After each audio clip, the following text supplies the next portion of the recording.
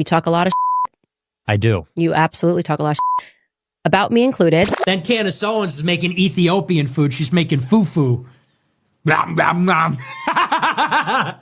Or you marry Candace Owens, she making fufu. We put the boo-boo into fufu. So I wanted to invite you onto the podcast because a lot of your videos have been going viral. Obviously, it will not surprise you to learn that according to the media, you might be the most evil person in the world.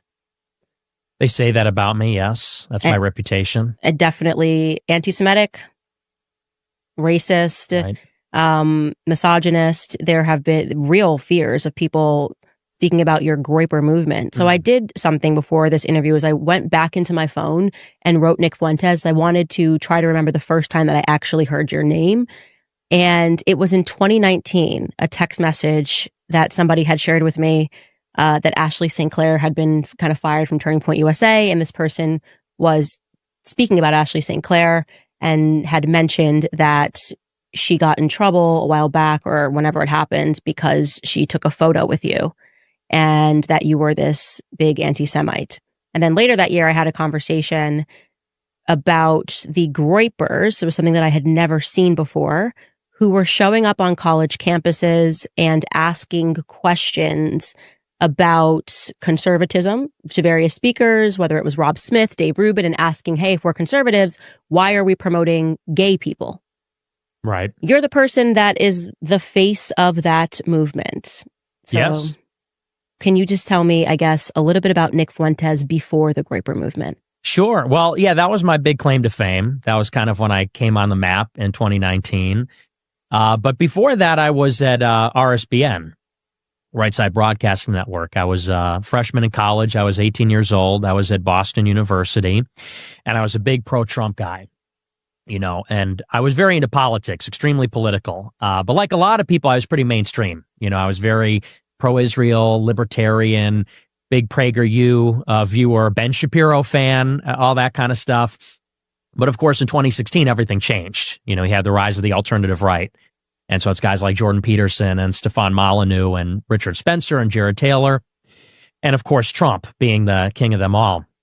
So in 2016, everything changed. I became very racialist, very pro-white, very critical of Israel, very aware of the Jewish phenomenon that's happening in the country. And so I went to the college campus. I was freshman, 18, and I did a big debate with the student body president at the school.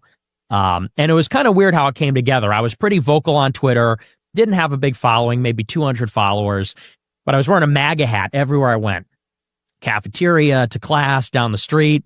And I became known on the campus as that guy wearing the MAGA hat. And I would go on Twitter and I'd talk about my experience. You know, people are picking on me. People are saying they were going to beat me up. People are threatening me, stuff like that. And I said, I was defiant. You know, I was very pro-Trump in spite of all that. And so I got a lot of flack from the liberals on the campus, the Democrats, and one of these groups, Young Americans for Liberty, they came in and contacted me and said, would you want to set up a debate on the campus with one of your detractors, one of the people that's threatening you, trying to fight you?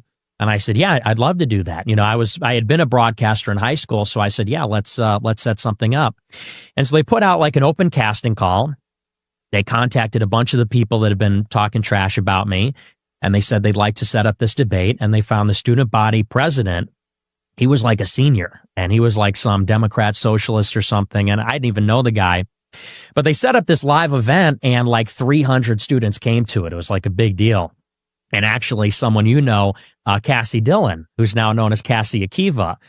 At that time, she was a fellow at Daily Wire. She was like, I guess she was working there temporarily. They had taken her to Israel. She had been there a few times, and she was studying at Mount Holyoke in Western Massachusetts. And she was involved with some of the campus groups, so she went to the event. And she live streamed it on Periscope at that time. And I didn't even know her. I had heard about her. I had seen her on Twitter. And when the debate finished, she came up to me and she said, oh my gosh, I just streamed that. You had 30,000 people watching. She goes, Ben Shapiro watched it. Milo Yiannopoulos watched it. She said, and you've got a bunch of different job offers. And we do a little post-game interview. She's asking me questions. And the last question she asked me, which is like the big setup for my whole life, she said, I just got back from Israel. She said, would you ever take a trip to Israel? Because I think you'd love it and so on. And, I sort of knew what was happening with Israel, but not 100%. And I said, it sounds interesting, but I think I have everything I need right here in America. And she goes, oh, okay. She wraps up the interview and she gives me her card. We exchange information. I get involved with her. She was involved with RSBN. And if you know, that's Right Side Broadcasting Network. They did all the Trump rallies during the election. And when the election ended, they said they were going to start up a bunch of original programming. They had Mike Cernovich, Bill Mitchell, a bunch of these guys that were on Twitter. And she had a show, it was called Raised Right. And so she contacted Joe Seals, who's at RSBN, and she said, I saw this guy give the speech. He's really great. He debated this guy on campus. We should give this guy a show. And so I got in touch with them. We got to talking. This was around the end of 2016, beginning of 2017. They said, what do you want to call your show? I said, well, let's call it the Nicholas J. Fuentes Show. They said, that's too long. Nobody knows who you are. We don't want that. I said, okay. They said, you need a different name. I said, all right. So I watched the Trump inauguration, which was January 17. And he said in the speech, a new vision will govern our land. It's going to be only America first. And I said, I like the sound of that. I said, we'll call it America First. So question, how old are you exactly at this time? I was 18. 18. Okay. So all of this sort of happened 17, 18 years old, or this all happened very quickly at the age of 18. Right. Okay. Yeah. And it all happened rapidly, and this was a time when I was still even figuring out what I'm about, because I'm a teenager. And I've been extremely political since I was like 12 years old. I read Thomas Sowell, Milton Friedman, all that stuff, all the libertarian, conservative stuff, even a lot of the neocon stuff, honestly. I was kind of all over the place. And I started to get red-pilled. I started to go on 4chan. I started to go on far-right Twitter. I started to get into some of these more interesting ideas. And I wasn't sold yet. That's sort of the thing, is I was sort of in this questioning phase, not sort of innuendo, but questioning, my political ideology. Like, I had these libertarian priors, and I had this kind of pro-Israel bent because that's just what there was on the internet at that time. All of the online content, it was PJ Media, which was Shapiro and Bill Whittle and Andrew Klavan. It was PragerU, Breitbart. That's what there was. But then in 2016, you had this alt-right movement, and suddenly you had all these other people that were in the conversation. Like I said, these guys like Jared Taylor and Sam Francis and a whole other crew. And so I really was open-minded and questioning what I really believe. And so that's really when I came into conflict with this establishment, something that I sort of began to figure it out and started to pay the price for this line of inquiry. And so that first conversation I had with Cassie Dillon, it prefigured kind of like my entire adult life until this point. And at that time, in the early months of the Trump admin, I was doing some digging on the Israel situation. And there were some notable news stories with Obama and then with Trump that made me ask some questions. In December of 2016, during the lame duck, Obama declined to veto in the Security Council a resolution condemning the settlements in the West Bank. And everybody called him a Jew hater for doing that. They said he was an anti-Semite. And I said, well, wait a second. And I was a big conservative. I didn't like Obama. But I said, wait a second. I said, it is the official policy of the United States since 1967 that we're against the civilian settlements. Every president, Republican and Democrat. I said, and all Obama did, he didn't even vote no. He didn't veto it. He didn't vote in favor. They voted present, and they allowed the resolution to pass. I said, that's consistent with our government's policy, the American policy. Obviously, Israel and America don't have the same policy on everything. I said, but now you have Fox News and Mark Levin and all the usual suspects are saying he's an anti-Semite and a Jew hater because he merely advanced our own position. I said, isn't that a bit of a double standard? Isn't that hypocritical? I said, and you know what it sounds like? It sounds like the left. You disagree with the left on race, and they say you're a racist. You disagree with the left on Islam, you're an Islamophobe, and all the rest of it. And so that was something that really set off an alarm bell. I said, something's not right here. And I wrote a big article about it on my blog. A couple months later, guess who comes to town for Trump's first visit from a foreign leader? It's Bibi Netanyahu. That was the first foreign leader that he hosted at the White House. And Netanyahu goes up there. They do a joint press conference. And Trump turns to him and says, I need you to take it easy on those civilian settlements in the West Bank. because it's a big liability for us. Netanyahu goes home and authorizes the largest expansion of the settlements in Israel's history. Wait, that's super interesting. Is that on camera? Yes. And secondly, on the settlement issue, are you both on the same page? As far as settlements, I'd like to see you hold back on settlements for a little bit. We'll work something out, but I would like to see a deal be made. I think a deal will be made. Bibi and I have known each other a long time. A smart man, great negotiator, and I think we're going to make a deal. It might be a bigger and better deal than people in this room even understand. That's a possibility. So let's see what we do. Let's try it. Doesn't sound too optimistic, but that's he's a good negotiator. That's the art of the deal. That's interesting. I didn't know that. Yeah, and it's pretty obscure because, if you're not watching this stuff day by day, it kind of slips through the cracks. But that was the first foreign visit. I remember it very distinctly. And so I said to Cassie Dillon. So you're just more dialed into it at this time, because I was paying attention to politics, definitely, obviously, because I was kind of getting kicked over the BLM stuff. But I would have never tuned into that because we weren't really confronted with the alliance as much in 2016. But you're kind of dialed in and you notice this moment, and Bibi just kind of says F you to Trump and proliferates it further. Right, exactly. And I was paying attention because I was really big into foreign affairs. I was a big Model UN kid in high school. That was like my thing. So I was really focused on all that. And I just pay attention. I ask questions. I noticed the patterns, so to speak.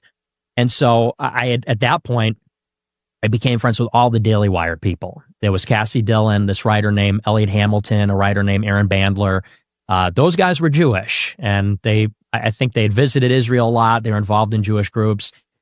I thought they were my friends, and they were talking about, they were setting me up with a writing gig at Daily Wire. They basically did like a preliminary interview. They wanted me to work over there. And I did a lot of collaborations with them. I gave them interviews for articles because I was like a campus teen that was pro-Trump and all that. It was big fodder at that time for the culture war stuff. And then I started asking them. I said, why does the United States give Israel $3.8 billion per year? Because at that point, the new MOU had just passed, the new Memorandum of Understanding. That's the foreign aid for Israel. And they actually increased it. And they expanded it for 10 years. So I said, why are they the number one recipient of foreign aid? I said, they're not a poor country.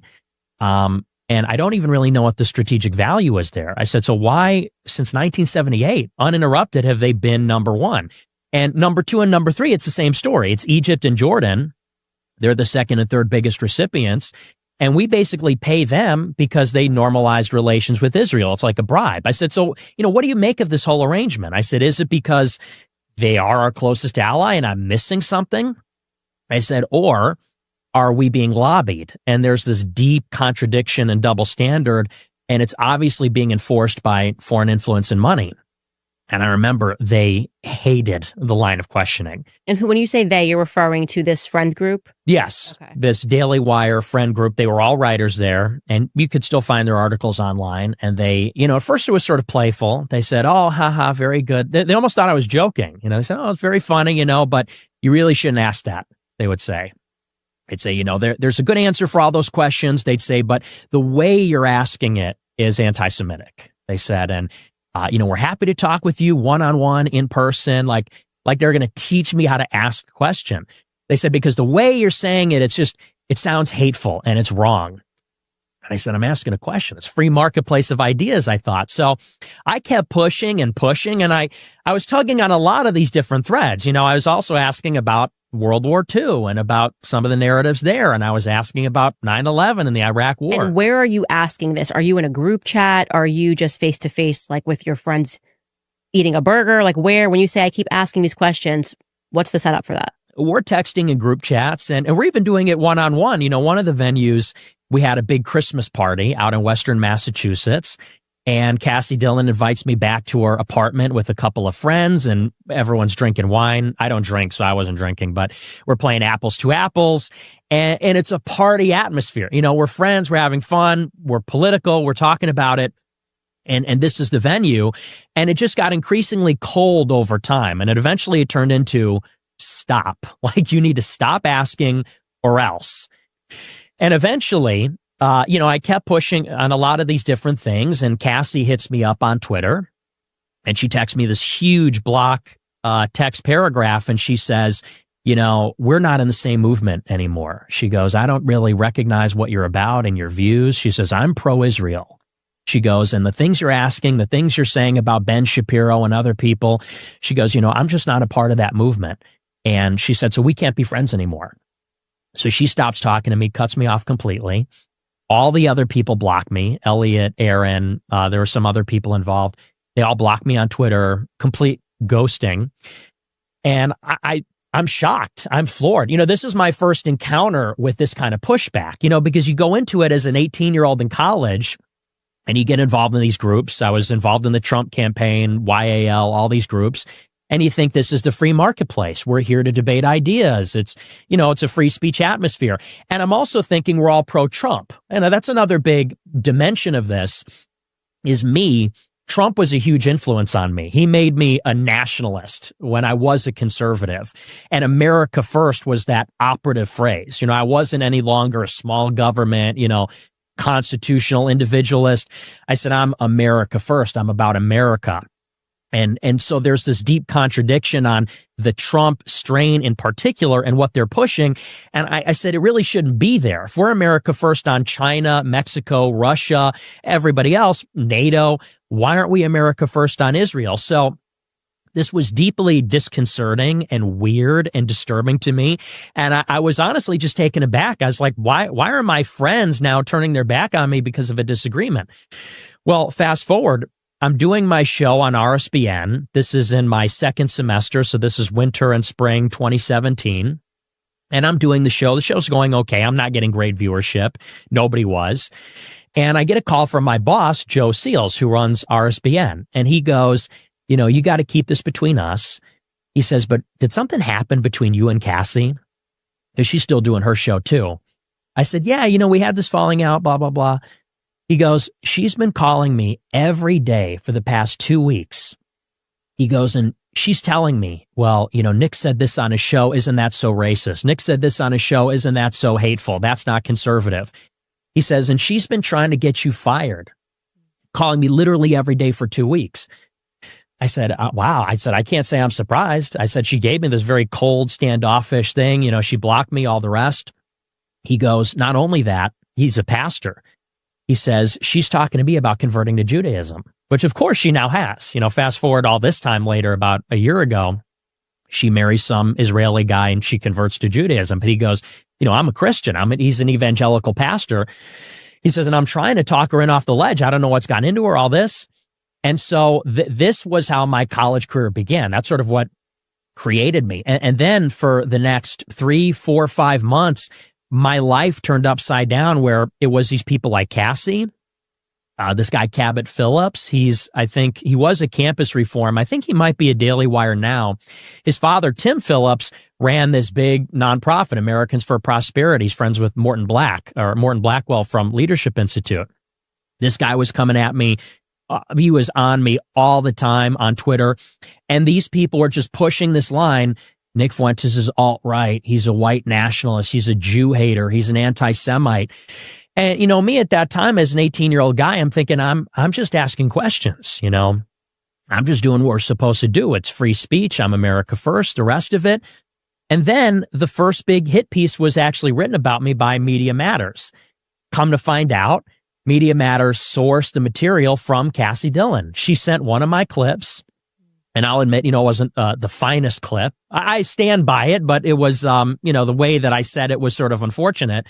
But she took a clip from my show. She sent it to Media Matters, and they did this big hit piece about me. And then I had the left breathing down my neck, Right Wing Watch, Media Matters, all the rest of them. And this was kind of like the launch of my career. They were trying to throttle me in the crib. So how do you know that Cassie sent the clip to Media Matters? This was told to me by Joe Seals. Okay, got it. So she was sending around clips from your show. Right. And that's their move. That's what they do. You know, as you know, and the show wasn't even big. I had like 100 live viewers. I would get 1,000 views per episode. But they were on top of this. And even Ben Shapiro, you know, he quote tweeted one of my tweets and said, you know, because I said something to the effect of, if you're Mexico first, live in Mexico. If you're China first, live in China. If you're Israel first, live in Israel. And he quote tweets me on Christmas Eve and says, well, that's the surest sign you're an anti-Semite, is to accuse a Jew of dual loyalty. And I'm sitting there like, it's true. You do have dual loyalty. You're going to sit there and say you don't? So this was like it's maddening. It's literally will drive you crazy because by definition, it's gaslighting because you see it. If you're a logical person, it's obvious. And, this is something that maybe is helpful to explain my mindset. I'm waiting for someone to prove me wrong. I'm pushing on all these narratives, the foreign aid, the Iraq war, all of it. And I'm waiting for someone to tell me, here's all the evidence, the obvious evidence that it isn't all just a big thing. Mm-hmm. It's not just a big conspiracy. And I'm asking in good faith, where is that evidence? Cassie, my friend, and all the rest of them. And instead of getting an answer, I'm getting blocked. I'm getting tattled on. I'm getting clipped out of context. They're selling me out to the left. I'm getting called names. And, from the very start, this made me extremely cynical and resentful and furious about the whole thing. And I said, I'm like at war now with the whole conservative establishment and the same opportunities for advancement that other people are getting. They get their spot on Fox News or they get to run a Turning Point chapter, you name it. I'm now being closed off because there's this smear campaign now going on behind the scenes of powerful, connected people at Daily Wire, a whisper campaign telling everybody this guy's an anti-Semite. And this went on really for many years, goes on until this day. But that was sort of my origin story. That's how I got started. Okay, so you were 18 years old when that happened. How old are you now? I'm 26. Okay, so that was a long time ago. Yes. And since then, would you say that going through that period of being rejected when you were literally just asking questions from people who were your friends and then kind of sold down the river, did that then make you go, okay, no, actually, I do hate Jews because of what you're doing to me. I'm now responding, and my response is I hate you all. No, I never said I hated all Jews, and I've always had Jewish friends. Laura Loomer actually used to be a friend of mine. Back in 2018, we did a show together in June 2018. I had a Jewish assistant at one point in 2019 after the Groyper War. I'm a Catholic. I've always been a Catholic. I'm a cradle Catholic. So I've never hated anybody. I do have some provocative statements and some controversial views, but I never said they're attacking me. Now I hate them all. I never took it that far. But what it did do is it demonstrated that, where there's smoke, there's fire. Mm-hmm. Clearly, if you're pushing on something and you get that hard of a pushback, I'm thinking, I'm not a big deal. I'm an 18-year-old kid. I don't have a big show. What do people care what I have to say? If I'm pushing on this and I'm getting forceful response from these institutions, Campus Reform, Daily Wire, the rest of it, I'm thinking something must be up. So what I did is I just kept pursuing that line of inquiry and saying, well, if this is what they don't want us to talk about, this is what we should be talking about. Obviously, there's something they're hiding there. And this led what I would describe it as is like an 8-year inquiry. I've been digging into this subject for 8 years, and it's sort of a difficult subject because since it is so taboo and since it is so censored, there's like this layered deception where the first layer is they make it so that you don't even want to think about it. No one wants to be thinking about the Jews, or Israel. And certainly nobody wants to be on the wrong side of that. No one wants to be called an anti-Semite or a Nazi or a Hitler. That's sort of layer one. But layer two, because there's so much censorship, you don't even know where to get the information. If somebody wants to know more about this topic, try Googling it. All the search results are curated. If you go on Wikipedia, the sources are curated. So where do you go next? Well, you have to go to the kooks and the cranks and people that have been canceled. Some of them have been canceled because there are hateful people in this world that do hate Jews. There are people out there that are schizophrenic, but they're lumped in, censored, and called names and banished from society, just like the real scholars, just like people like Ron Unz, just like people like Michael Collins Piper, people that have investigated this and are intelligent, logical people. And so once you sort of descend into the second layer, the second ring of hell of being an anti-Semite, then you have to parse out the information and discern what's real, what's fake. Is it a religious thing? Is it a racial thing? Is it an Israel thing, a nation state thing? And then there's subtleties even beyond that, things I've been getting into on my show for the past few years. The deception is so much more convoluted and nuanced and subtle and ubiquitous than even people think. A lot of people think, and, not to kind of leap right into the topic, but people have a vague notion Israel has too much influence over our government. That's really just the tip of the iceberg, because then you get into some of these people that have coalesced around Trump in the past couple of years after October 7th.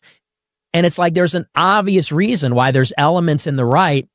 There's almost this form of camouflage they'll do. And one day they're limited government, another day they're white nationalists.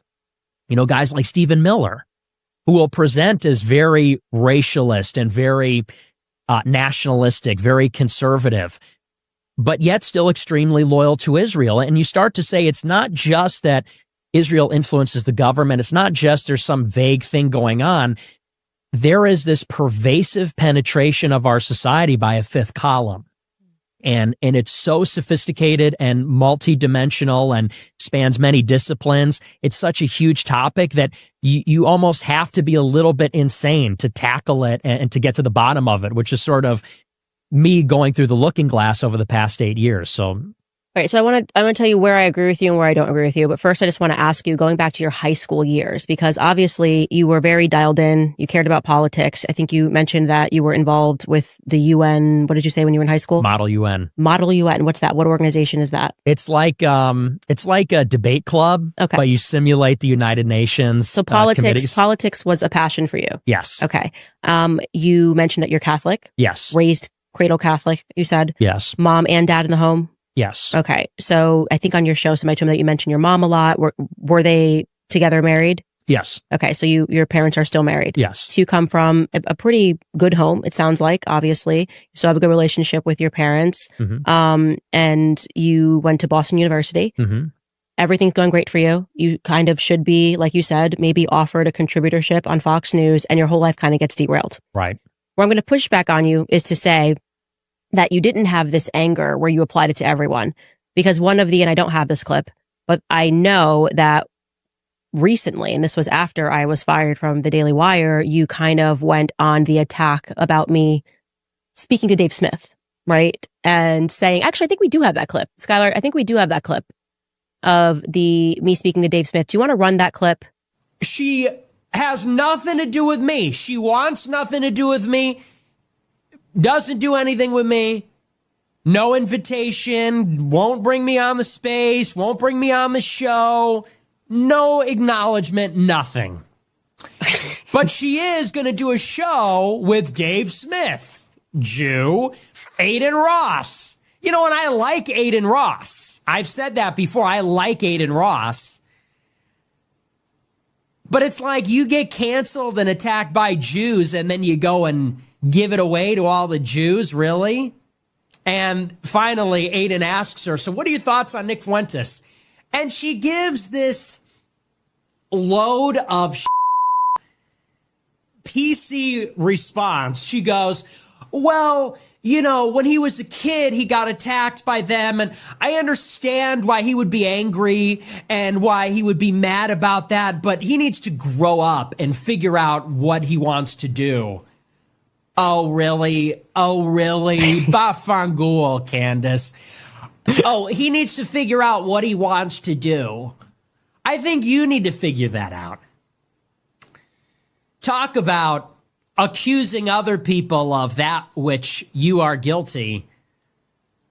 I think he needs to figure out what he wants to do. I think you need to figure out what you want to do, because you're full of and everyone knows it. You clearly have no idea what you're doing. No idea what I am doing.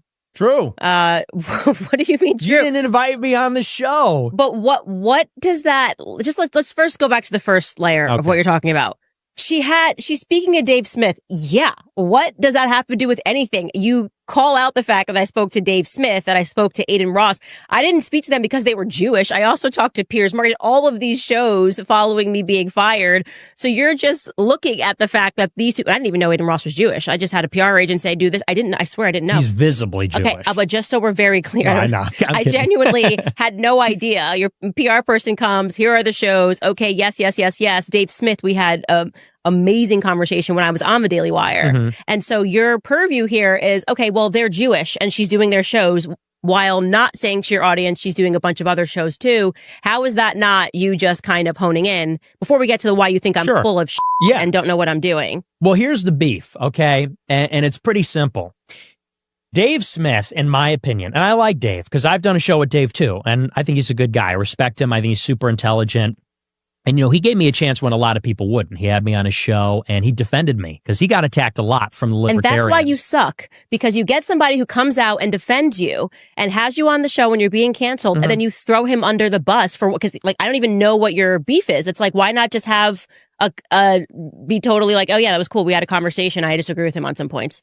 Well, here's why. Because I don't think that I should be grateful for being given a chance. It's not being grateful. It's just being a decent enough human being. Forget gratefulness. Okay. You don't owe anybody anything. Okay. But the point is you kind of lament the fact that you've been canceled. You lament the fact when nobody will have your platform. And in the very same breath, talk about being a hypocrite, you're going after Dave Smith for what? Like, why is she doing Dave Smith? Jew. Well, I'll tell you. Can I explain why? I'm telling you why. You can. So, my feeling on Dave Smith, and although I like him, is that, look, he is Jewish. He's also a libertarian, which means that, when he talks about, for example, the situation in Iran or Israel, he's an anti-war guy. He says, Trump is a war criminal who needs to be impeached. I don't believe in any of that. I don't care that Trump violated international law. I care that he's influenced by a foreign government. He said on another show, he said, Israel's a satellite of the U.S. We're the empire. And they're our satellite. They're like our aircraft carrier in the Middle East, which is something Joe Biden said, who's an AIPAC man. I think that Dave Smith is somebody who, because he's a paleo-libertarian, like Murray Rothbard, like Ron Paul, like a lot of these guys, he is someone who, because he's anti-war, is sort of forced to confront the Israel lobby. Because if you're anti-war ideologically, you have to talk about who's driving it, which is the Israel lobby. But he's not a religious Christian. He's a religious Jew or agnostic or atheist. He's not really a right-wing guy. He's a libertarian. He's not a religious Jew. He says that he's proud of being Jewish. He's proud of his ethnicity. He's proud of Judaism. Should he not be proud that he's he's just born this way? Well, but here's the point, though, is so he's not really 100% aligned with my view. Now, here's why that matters. I think that it doesn't. No, it does. It doesn't. It doesn't. I'll tell you why. It doesn't. You can't say I want to create people in the image of myself. No, but That's I'm completely ridiculous. I'm criticizing people that I disagree with. And to put it very succinctly, I think that this conversation about Israel has blown up. It's gotten out of their control. Everyone's getting red-pilled. They want to control the conversation. And I think that Dave Smith is somebody that, because he's Jewish, because he's libertarian, they have selected him as a convenient spokesperson for it, because he doesn't really have a problem with Jews and their Jewishness. He doesn't really talk about the whole fifth column aspect of it. He talks about a very narrow aspect of it, which is there's this Israel lobby and they're sort of influential and they're driving us to war. That's one small selection of it. So you think, just to clarify, you think he's like a psychological operation? Yeah, effectively, yes. Okay. And I don't think he's doing that knowingly, but I think that they're creating the bounds of the debate by having him be the spokesperson, because who is choosing him as a spokesperson? I mean, Joe Rogan, I could not disagree with that more. I just want to say that I patently disagree with you on this one. This is crazy. I think that he has moved the ball forward so much for, first and foremost, a lot of American Jews to have the courage to even question Israel, because in the same way that we were kind of brought up in the classroom with the, I guess you want to call it, emotional engineering around the Holocaust, learning about the Holocaust as like the biggest, most evil event that ever happened. Imagine if you're Jewish and you learn about that. It's the same way that Black Americans in the classrooms learn about slavery. So I understood the trigger emotional response that Black Americans had during BLM, because there was so much conditioning that happened in the classroom that makes them think that when someone says white supremacy is back, you have to riot. And I will extend that same understanding. Mm-hmm. I disagree with it, but I understand that when October 7th happens, it's almost like a childhood trauma for these people. Right. You learn this, your whole existence, it's existential crisis for you that something happened in Israel. And then you add in the fact that the ADL is sponsoring these trips to kind of make sure that they stay into this, this is who you are. And if somebody questions this, like we could end up in the Holocaust again. You have to have some sort of an understanding, even if they're wrong, right? You have to give them a little bit of time, a little bit of grace here. And so for him to be doing what he's doing and to be enduring a lot of the same stuff that I'm enduring, like he is on lists, he is being attacked by every single all people that are attacking me are certainly attacking Dave Smith. And your excuse is that he just is born Ashkenazi. No, that's not my excuse.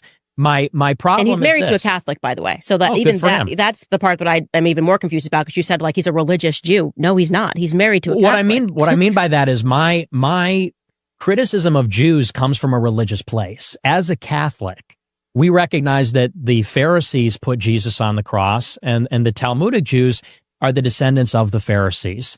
And we also recognize... And he is not a Talmudist. That's what I want to say. But that's he's what I'm not saying. Any of those things. He's married to a Catholic. He's just born Ashkenazi. But so when I hear you say, Dave Smith, Jew, I think it conflicts with your point about how even white people, like you're just kind of trained that you should just like, there's something wrong with you for being born white. No one should feel guilty about how they're born. Look, it's you know what I mean? To sum it up succinctly, it's tokenism is what it is. It's a form of saying, we're criticizing the Jews in Israel. How do we soften and dampen the blow? Because we're going to get called anti-Semites if we bring on a guy criticizing Israel. I know we'll bring on a Jewish person, because then we get to say, I'm not an anti-Semite. Here's a Jewish person saying this. Now, and here's the reason. That's not why I had Dave Smith on. Actually, I had him on my podcast before I even left the Daily Wire. We had a 3-hour conversation talking about war, and truly, because I think it's important for you to hear this. I think sometimes you internet too hard. The way that Dave Smith came onto our podcast on Daily Wire, he wasn't even on my radar. Skylar, who you just met, the producer, was a massive Dave Smith fan for years.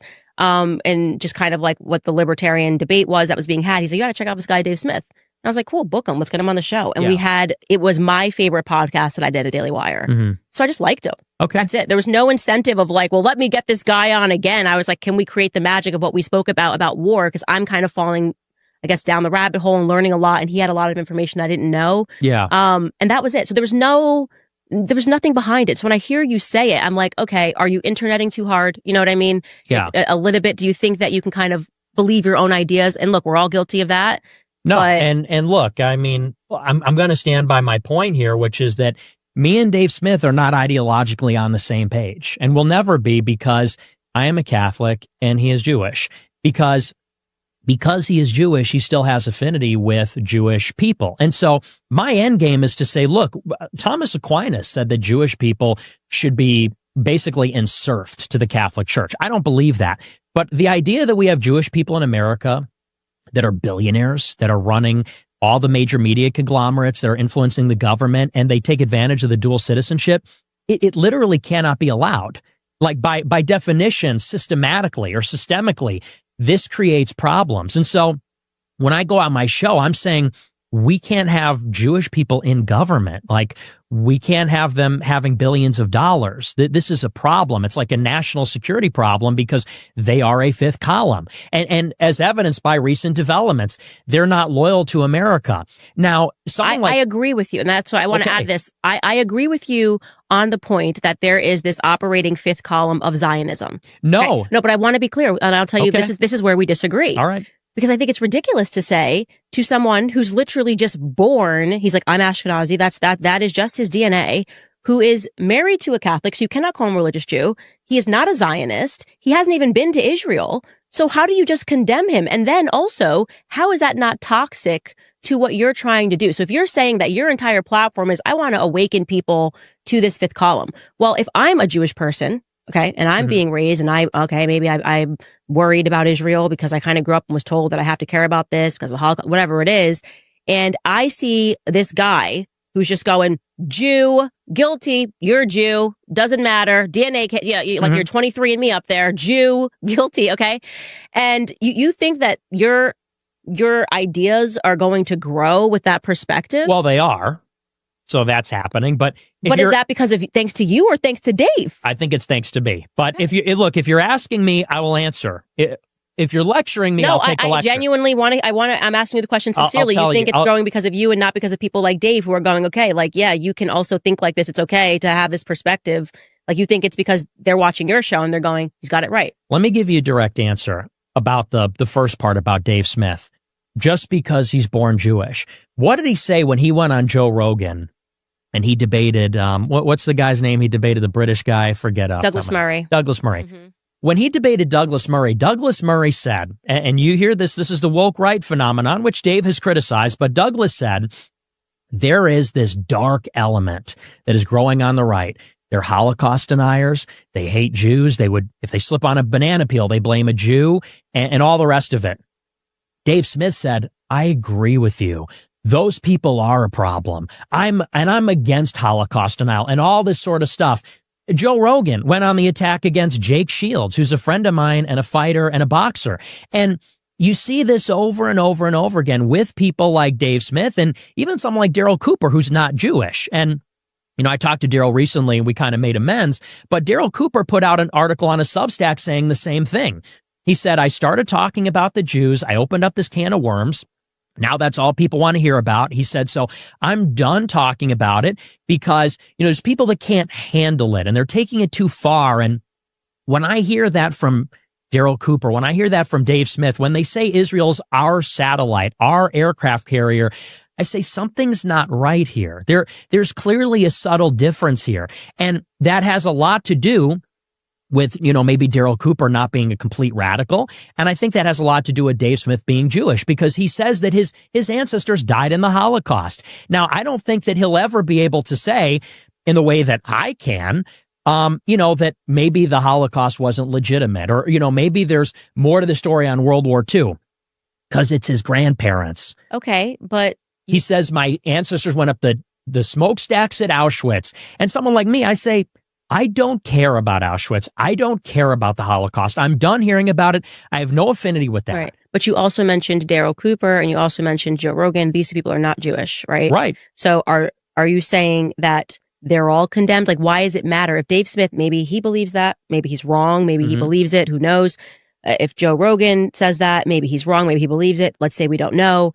Daryl Cooper, what is the difference between these three individuals? Like, why is one represent a problem for you versus like your idea, going back to what you said, right? Mm-hmm. Let's tackle the idea. Let's actually debate the idea. So do you not see how you run into conflict with yourself? You're like, well, here's my story. I just wanted to debate the idea.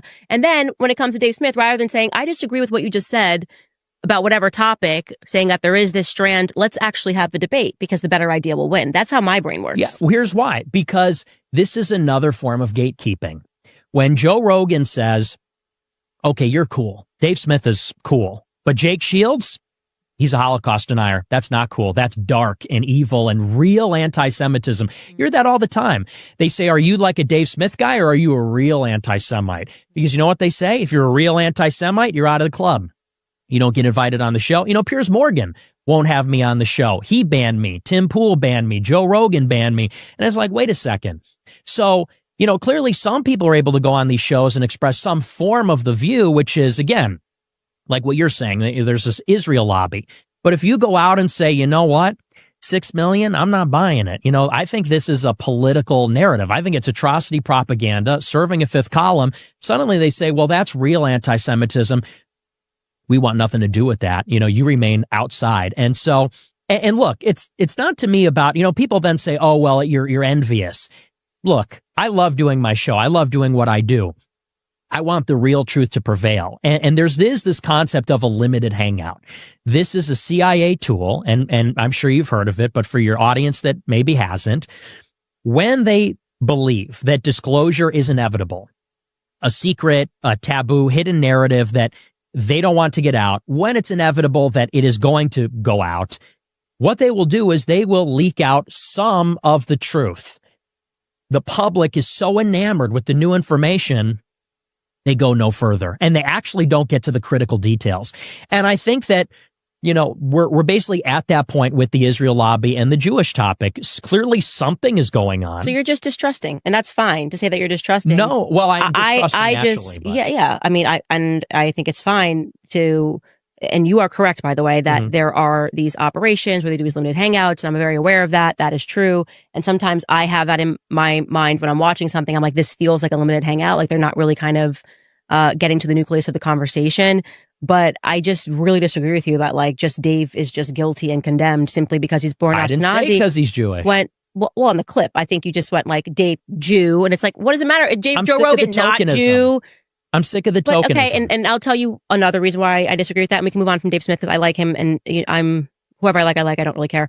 To adapt my opinions on the basis of yours, but I also just in general feel like I was that person for BLM. And I'm genuine. I was totally genuine. And that was kind of my wake up call. BLM. I didn't really accept the victim narrative. Maybe a little bit like you, naive, walked into it like, oh, I'm just not going to support this thing.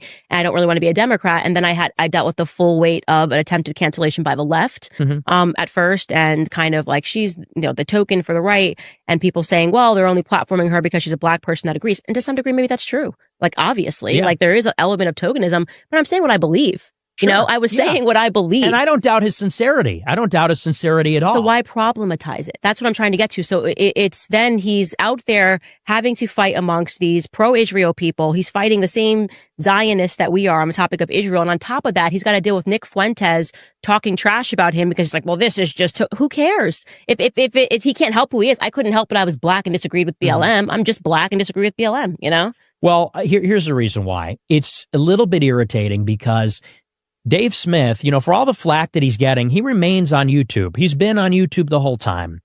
He remains on Twitter. He's been on Twitter the whole time. He has bank accounts. He has payment processors. And now that people are waking up about Israel, they want to invite a Jewish person on to tell us we're not real anti-Semites, we're not Holocaust deniers, but maybe something's wrong with Israel. And here I am, having been banned on YouTube, been banned by banks, every streaming platform, all of it condemned, life destroyed, and people still are gatekeeping me and saying, you're a real anti-Semite. And I'm saying, well, obviously we didn't come far enough. So I don't doubt his sincerity. He's a big boy. He doesn't mind that I'm trash talking him. And I still consider him a friend, even though I've been critical of him. But we have to go a little bit further than to say something's up with the Zionists or Israel. It's not Israel. It is the Jews. And I think that Dave Smith, being a Jewish libertarian, I don't think he's ready to go that far. I don't think he is. I want to know what you mean by that. So just so we're clear, is your perspective that if people don't platform you, it's because they don't want to go too far? It may be that they aren't that far ideologically, okay. But then that's my job to push them farther. And that's why I say it. That's why I say, maybe they just disagree with you. But that's another thing. Maybe they just have me on the disagree show, with you. But I'm gatekept. Okay. But if the more important, so for me, if like I care deeply about what's happening to the Palestinians, obviously, I've made a point to talk about that. And I very much see what you're speaking about, that there is this coordinated, very sinister movement. I think it operates on the left and the right, whether it's the ADL or AIPAC. The money is flowing to instantly cancel people, to get them fired. And it's vicious. I mean, it is dirty business. And to survive it's hard for most people to even survive it when they go through it, because they're so smeared. It's like an effective tar and feathering. And for it to happen when you were 18 is ridiculous. But at the same time, if I'm going to use my platform to speak about that, I want to make sure that I'm hosting people that can explain that to people that otherwise may not even be aware of that. Right. So if you're going to host, why are you sitting this person down on your show? Well, because we're having a conversation about something that's important. I can either learn from that person, right? Or I think that this person can teach something to my audience, right? Mm-hmm. If I were to host you and that was the clip that's coming out, do you think people are going to go, yeah, that just made me realize here I am, just believing that we should, I'm a normal conservative like you. You said you were 18. I like these people. And the first thing I hear Nick Fuentes say is, Dave, they're not going to think that you're a good person. This is concern trolling. I'm sorry. No, but this is tone policing and this is concern trolling. It's not. It is absolutely not tone policing. Hold up. Let's back it up because I'm going to let you speak. It is not tone policing. What I am saying is that you just went through the fact that you genuinely were coming up, that you were a conservative, you genuinely liked Ben Shapiro, you genuinely thought these things. So that wasn't you would not look back on yourself and say, well, that I was problematic. You just would be like, that makes sense. Right. And I'm saying to you that the majority of people have that perspective. You don't have to assign an evil motive. You get into something because you believe it. That's it. It's just that simple. Okay.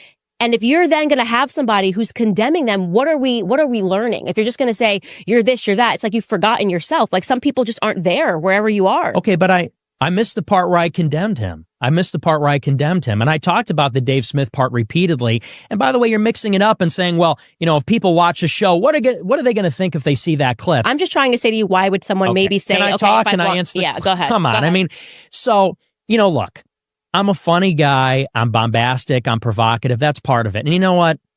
You can concern, troll, and tone police about, whether I wouldn't have kind you of on are. if I'm tone policing and playing Dave your clips. Smith, Jew, this. We're laughing during the clip. Yeah, you and I are laughing. Funny. It's funny.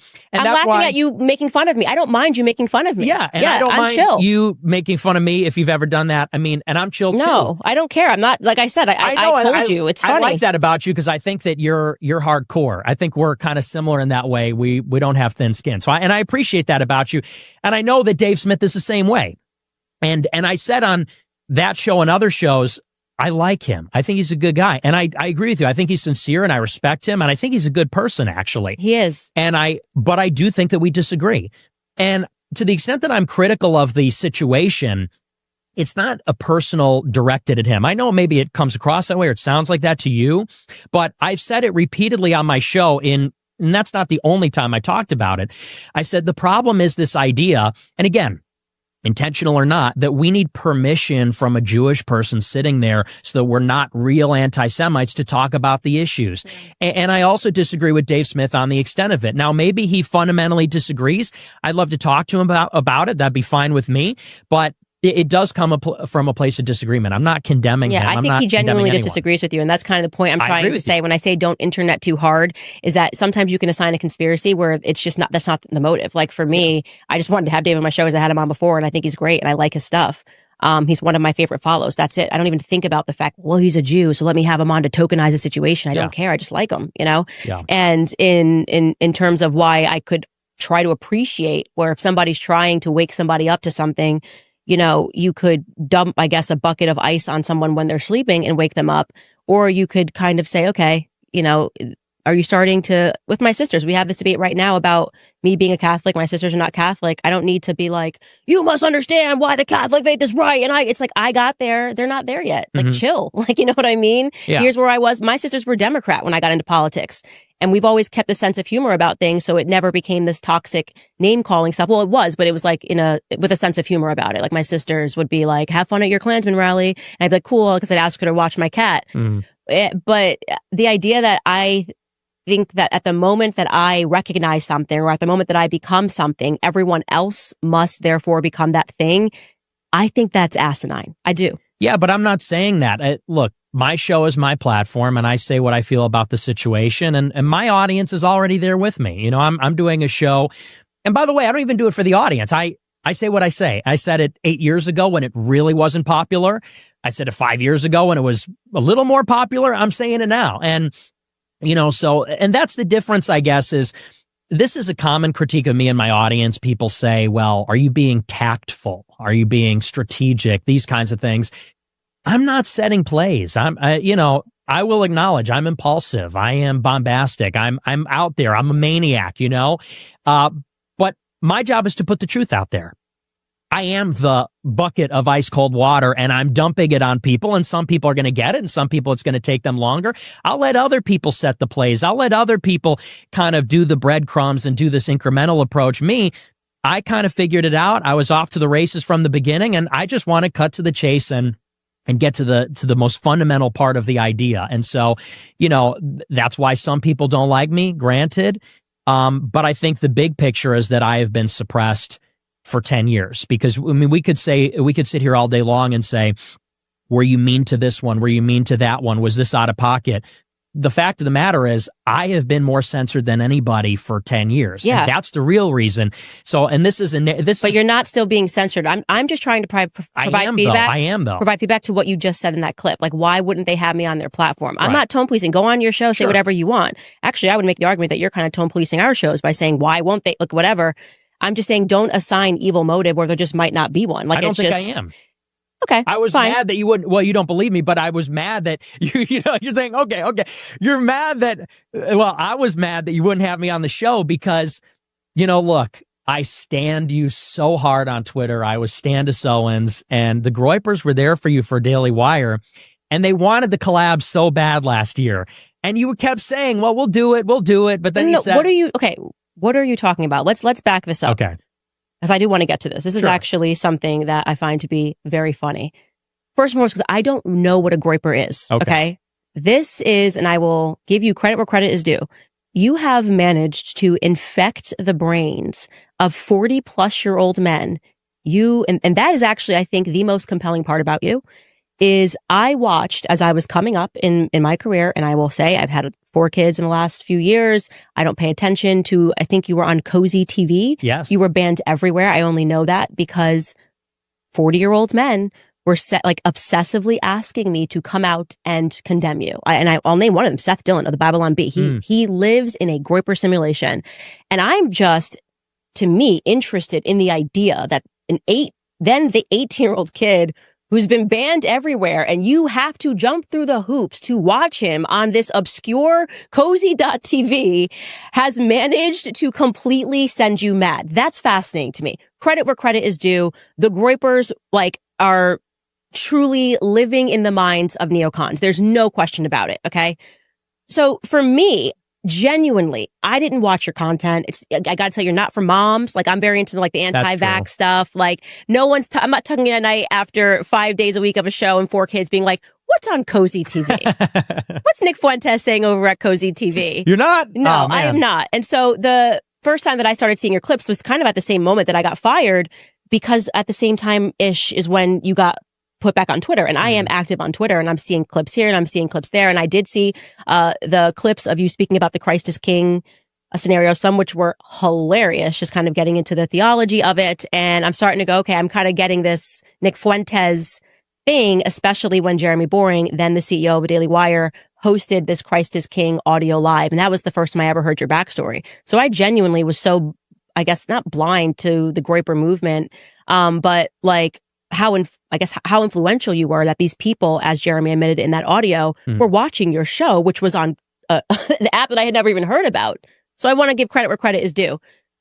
But your strategy of, I'm going to go on my show and call this person out for not having me on the show when you didn't ask to come on the show, and you had a line of communication because of some legal stuff that was happening in the background, where I was asking you to do a decent thing and tell the truth about the fact that we didn't have this relationship that I think some people thought that we had going on in the background, a political relationship, or strategizing together.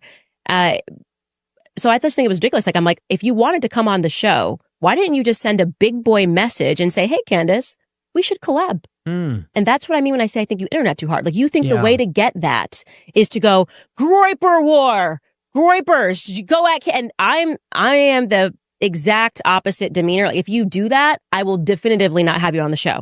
And the irony is, we had the discussion. So I think I messaged you and I was like, what's the deal with you on YouTube? If I have you on the show, we were just kind of getting set up here. Are you allowed to? And you answered and said, I don't know. You said, some people have had me on, some people have gotten hit. And I'm like, okay, well, we're still trying to figure this thing out.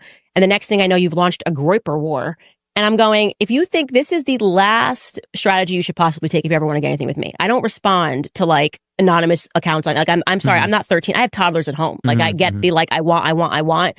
And I say to them, if you would like something, you need to use your manners. You need to say, can I please have? And thank you. And that's how I felt you were kind of executing this request, was in a really immature way. Which is immature. Well, I think you're kind of starting in the middle of the story, because when he left the Daily Wire, everybody was on Twitter and in your live chat and in the comments saying, we want the collab with Nick Fuentes. And you said in the live chat, we're going to do it. We have the screenshots in the live chat for your show. You said, we're going to do the collab.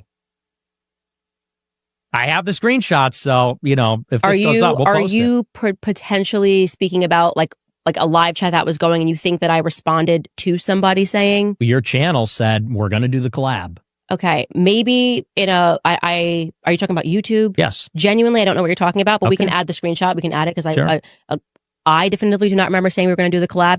Even if I indicated I did reach out to you and say, what's the deal? Because we were talking about, like I said, we were we should get him on. Yeah. But then in between me saying we should get him on and you saying, I don't know about YouTube, suddenly there was we're launching a war on her. Yeah, well, and then I was like, no, I don't want to do this. Let's talk about that beginning of the story, because people were pushing for the collab, and there's a screenshot where you say, yeah, we'll do the collab. And this was like a period of many months. Okay, fact checking Nick Fuentes again here. So he sent us 2 screenshots where he says that I said, we'll do the collab. And I do not believe these screenshots say that. So these are the ones that he sent us. Here's number 1. He doesn't show us what I was responding to, but we can guess because I said, yes, I would talk to Nick. Why not? So that makes me believe that the person probably said, would you ever have Nick on the show? Or would you ever speak to Nick Fuentes? And I said, yes, I would talk to him. Why not? I never said we were collabing. And then this is the second screenshot that Nick sent us.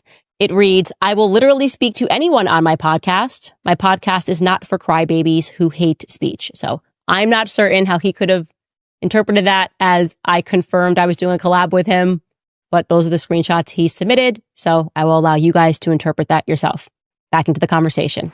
And then you go and do a Twitter space with Dan Bilzerian, and there was I think one of those Jewish guys was on there. I forget his name. Mike something Myers was on there. Andrew Meyer was on there. Oh, yeah. You brought him on there. I think Andrew Tate was on there.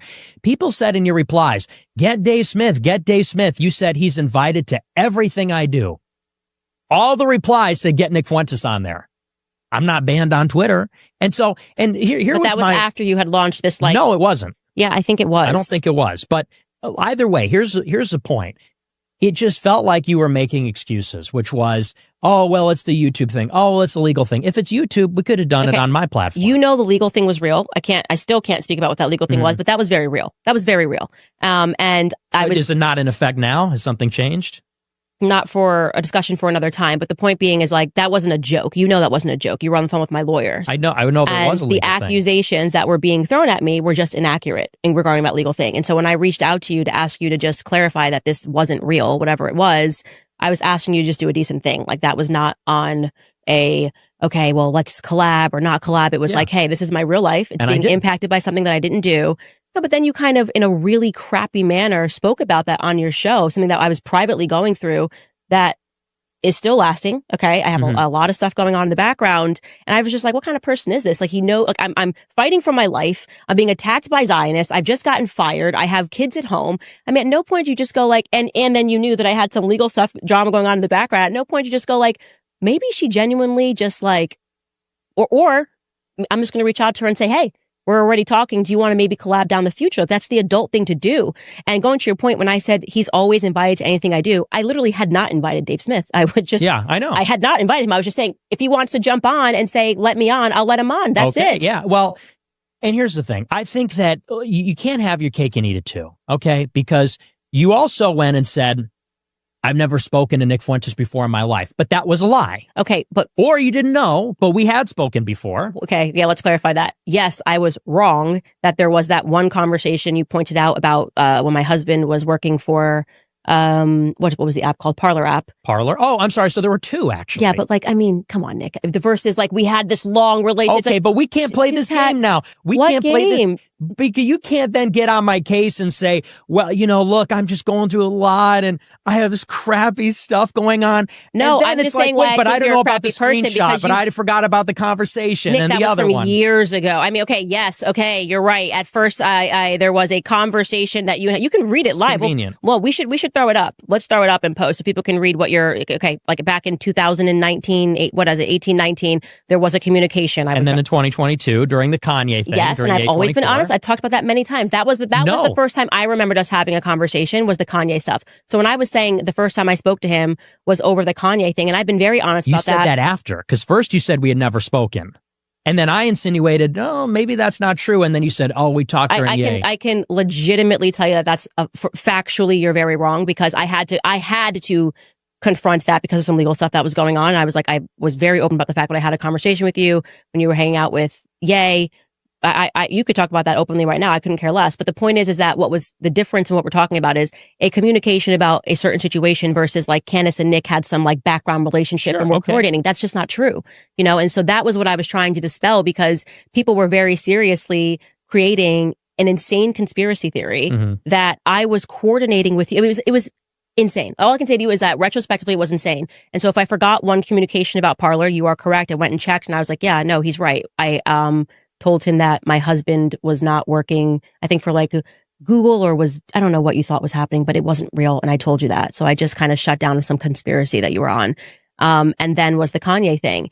And there were other people who genuinely believed that you and I were like in this communicative relationship coordinating, like I'm working with the Groypers. And it was just, I don't know what to say other than it was really loony. These were coming from older men. And I realized that you were kind of very effectively getting to people. That's true. But yeah, I mean, look, and you know, it was a long time ago now, it was a year ago. I didn't prepare the timeline in advance, but the way that I recall, you said we had never talked before. Then you said, well, we talked once during Yay. No, I believe that was the case, but maybe I'm wrong about that. Like I said, I don't have it in front of me, but it felt like you were. True. I felt like you weren't being completely forthcoming about it. Please be forthcoming. I'm the most honest person in my audience, so nothing is off record. You can say whatever you want right now. Be forthcoming. What did I lie about? I did forget the parlor communication. You said we had never talked before. We had actually talked a couple of times before. Yeah, but about the same situation. You get my point. We were dealing with something with Ye. This was not like Candace reaching out like, hey, Nick, but that's what's not what that you said. Groyper music? You didn't say we talked about unrelated things and we've talked before. Okay. You said we've never talked before. I don't know anything about him. I don't know him. I didn't know anything about you. That's the point. I knew that Ye was hanging out with Ye? you. Why'd you say I was okay to Ye? I said to Ye, the point being is that I said to Ye, based on my own assessment of things, like I thought that there was a bigger risk because somebody was getting involved with his campaign and I had known for that individual to be open about blackmailing people. I obviously, as a friend of Ye, knowing everything that was going on, I was concerned. And I expressed that to you and I said, you're in proximity to him. He's mad at me for this and that, because Ye was mad at me for a couple of days. And I said, please just tell him this. That was it. So our communication. We talked about Milo. And then you vouched for me with Ye. Yeah. And Milo and I have since... Now you follow Milo on Twitter. Yeah. Milo and I since have talked about it, and he respects the fact. That's why I said, I'm very honest. So you're not going to catch me here, Nick. I'm not trying to catch you. You're trying to lecture me. No, you can talk. I want you to be as open as possible about this because I just think that there has been so much crap that's been said that's just untrue. Yes, the person was Milo. I wasn't going to identify him, but Milo and I have since talked about it because he recognizes that I was just concerned about Ye. It's the reason I communicated to you is because the person that I knew was not you. It was not Milo. It was Ye. And I was concerned, obviously, with everything that was going down. He had been at my house and things were going down. I was just concerned and I wanted to make sure that I was protecting him because what I knew from Milo publicly, because I didn't know Milo either. Have I had a correspondence with Milo in the past, similar to you? Yeah, I saw him at the David Horowitz Freedom Foundation, but I didn't know Milo like I didn't know you. And I was just trying to protect Ye. And so the extent to our conversation was about me trying to be a good friend to somebody else. It wasn't like this. And I told people that. I didn't tell the audiences that, but I'm saying is that You didn't tell the audience, but that's key because I'm not a part of the other conversation. No, I said to you, I said I didn't know you. I didn't know you. Just because I communicate with you about Ye doesn't mean that we know each other, Nick. I don't know him. We've never talked. I've never had anything to do with him before. That's not true. Okay, we never talked. That's not true. That's what you said. Okay. And then I said, we did talk. Okay. And we're going to give you the right to pull the clip of me saying I've never talked to Nick Fuentes because I communicated with you about Ye. I was open about that. Okay. Well, and but since then, just to clarify, spoke to Milo about that, and said, look, he understands that was my perspective. Obviously, getting into the movement, just like you, when I first kind of was coming in, I was reading a lot of Milo's blogs, a lot of his writings up at Breitbart. And he kind of turned the lights on for me in terms of feminism and the BLM movement. So we never really had, I would say, the same exact thing. I didn't really know Milo. I knew his writing, I knew his work, but I didn't know him. So I just don't understand what I did wrong by saying that I don't know you. What do you want me to say? Make it up? Well, once again, we're kind of massaging the words. You said we never talked. I know nothing about him. I don't know him. When we had talked, and then you went and changed the statement and said, "Oh no, you got to pull it up. You got to pull it up. Okay, come on. You got to pull it up now. We can't. I don't have it on me. I didn't know I was coming in. You said it wasn't an ambush. I thought we were talking about Iran. You brought it up, but that's fine. You brought it up. You wanted to litigate the beef. I'm happy to do it. I don't have the receipts prepared, but we could do it. Perfect. I do not know Nick Fuentes. I don't know you. But you already know that. What I do know is that everyone can see what you guys are doing to me. Your pattern is well established. There were other and statements the world. besides Hold this on. tweet. And the world is waking up to it. My crime is having stood up for myself against your network of smears. I'm responding to the ADL and saying I don't know you. I didn't know you. But that's not the only statement. You said stuff on your show and there were other tweets. It was on my show. I don't have it on me. Okay. If you want to come back and we could do a debate about it. We're not going to do a debate about it. I'm just saying just so everyone can this is pre-recorded. So I'm just going to say, if you do go home and find the clip of me saying something that you believe was lying, then I'm happy to share it, because I don't lie to people. It's just not something that's like in my DNA. I would rather just tell the truth and deal with the consequences. So I had two separate communications with you before I got fired, and they were limited to us discussing Parler and us discussing Yay. Would you think that's a fair assessment of? Yes. Yeah. Okay. Fine. Done. Okay. Fact checking Fuentes, because we told him obviously that he could send us anything in post and we would drop it in. He said that I denied that I had contact with him. This is the proof that he sent us right here. You can see that I tweeted on November 25th, 2022. I tweeted, I have never in my life been in contact with Milo Yiannopoulos or Nick Fuentes. This is not a personal shot at either of them. That is simply the truth. I met Milo twice, both times at the David Horowitz Freedom Center, where we were both invited as speakers years ago. As Nick insinuated, this was technically not true, because I did have public contact with Nick that then kind of rolled into a private correspondence. So I'll read it to you. This is what I tweeted publicly. I tweeted, "This isn't true," responding to Nick. He was tweeting something about Parler, which my husband was the CEO of Parler, so I was defending my husband. I said, "This is not true. Apple was under serious pressure, which is why they reinstated the app. This is a victory. Short term, though, in my opinion, if they don't sue Apple," referring to Parler. Again, I'm just out here defending my husband's honor. But to Nick's credit, I then, that right after, said this to him via DM, a private correspondence, basically just, again, talking about Parler and saying that I couldn't say anything just yet. And that was our correspondence that we had that I truly did not remember. You can see it is dated April 19th, 2021. So I was sincere when I said that I didn't have any contact with Nick in 2022, but I did forget this correspondence. So back to the conversation. But going on to the broader point that I wanted to make, I'm glad that we went through that, because I think that there's been a lot of people on the internet that have said things that are not true. So that is the basis of the communications that we've had. And I was very aware of, obviously, like all of the Groypers tweeting when I got fired. Genuinely didn't know what the Groyper movement was outside of seeing you guys kind of pop up on college campuses and begin to ask some questions that I actually thought were very fair, and questions that I hadn't considered. You know, why was I, when I was working at Turning Point USA, touring with Dave Rubin, who is a homosexual married man? Can you talk about, first and foremost, what a Groyper is and how the movement got started? Well, it got started in 2019 when Charlie Kirk was doing his first big college tour. And I forget actually the first one. I think it was in Colorado. And a couple of fans of my show, I didn't tell them to do this. Actually, people had asked me before, should we do this? Is this a good idea? And I said, no, I don't think so. But two guys who watched the show, they went out on their own. And I think the one guy asked a question about legal immigration. You're against illegal, but you're for legal immigration. How's that conservative? And then another guy came up and he said something about Israel. You know, you seem to be Israel first. What about America? And the two clips blew up on Twitter, and I promoted them on my show. I said, that was unbelievable. That was really awesome. I said, because, you know, if we show up in MAGA hats and rosaries, who we are, you know, which is pro-Trump Catholics, and we present as the real right wing, this is unignorable. And people will start to ask these questions. So the following day, he did another event, I think, in Iowa.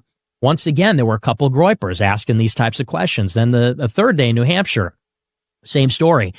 And I remember doing a show covering the latest batch of clips. It turned into a thing. We were covering them on the show every night, the clips of these questions. And at that time, Groyper was a meme. It was like Pepe the Frog. And there's a few variations. There's Pepe, Marv, Apu, and Groyper was one of them. And Groyper's like a big cartoon frog. Why is it named Groyper? I don't know. I literally don't know what Groyper means. It came from a Twitter account called That Groyper. He just named it Groyper. Okay, so it just doesn't mean anything. No, okay. Yeah, it was technically called Easter Toad was the drawing, the proprietary drawing. But then some Twitter users started calling it Groyper. And at that time, you know, people would personalize the Groypers and make them an avatar. So, you know, they'd have different themes and different personalities. And Groyper became synonymous with like a far right, like retard. Like a Groyper was like, this guy is painfully, obnoxiously far right.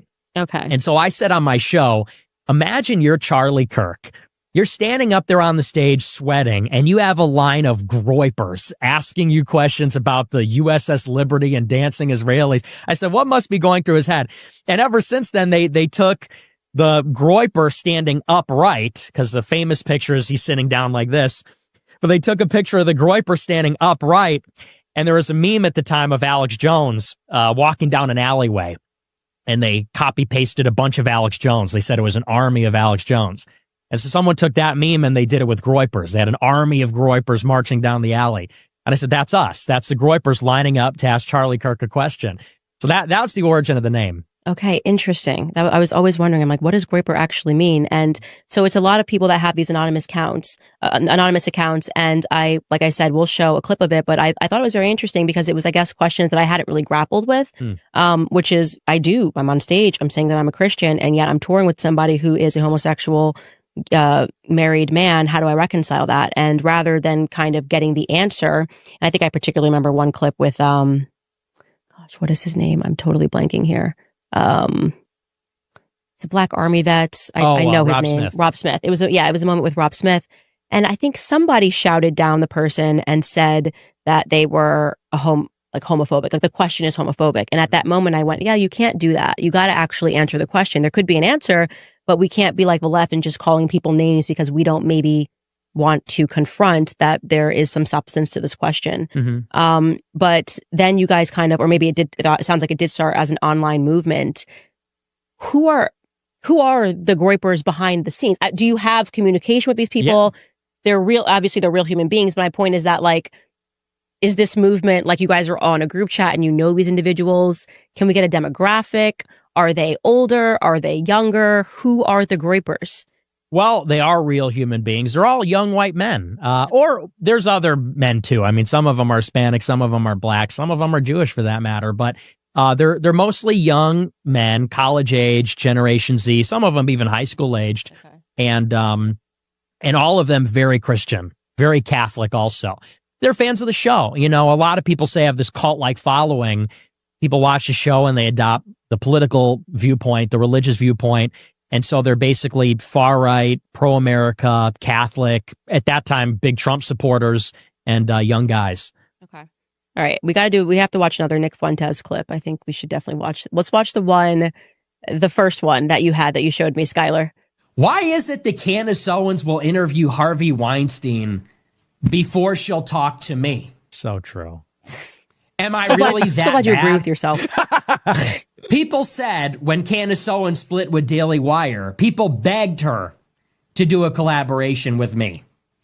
They said, talk to Nick Fuentes. You stole all his talking points. Talk to Nick Fuentes. You get all your ideas from him, all your slogans.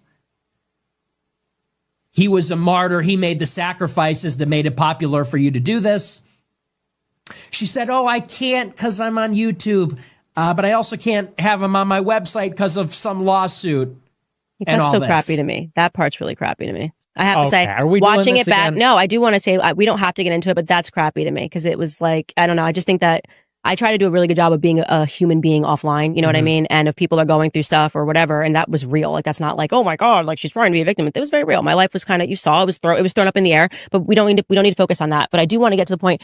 Do you actually believe that I was getting all my ideas from you? Like, do you actually believe that I was watching Cozy TV? Because then somebody showed me a clip of you saying the same thing, because I guess you said in the same week, or you said last week, I was talking about this. Now this week, Candace is talking about it.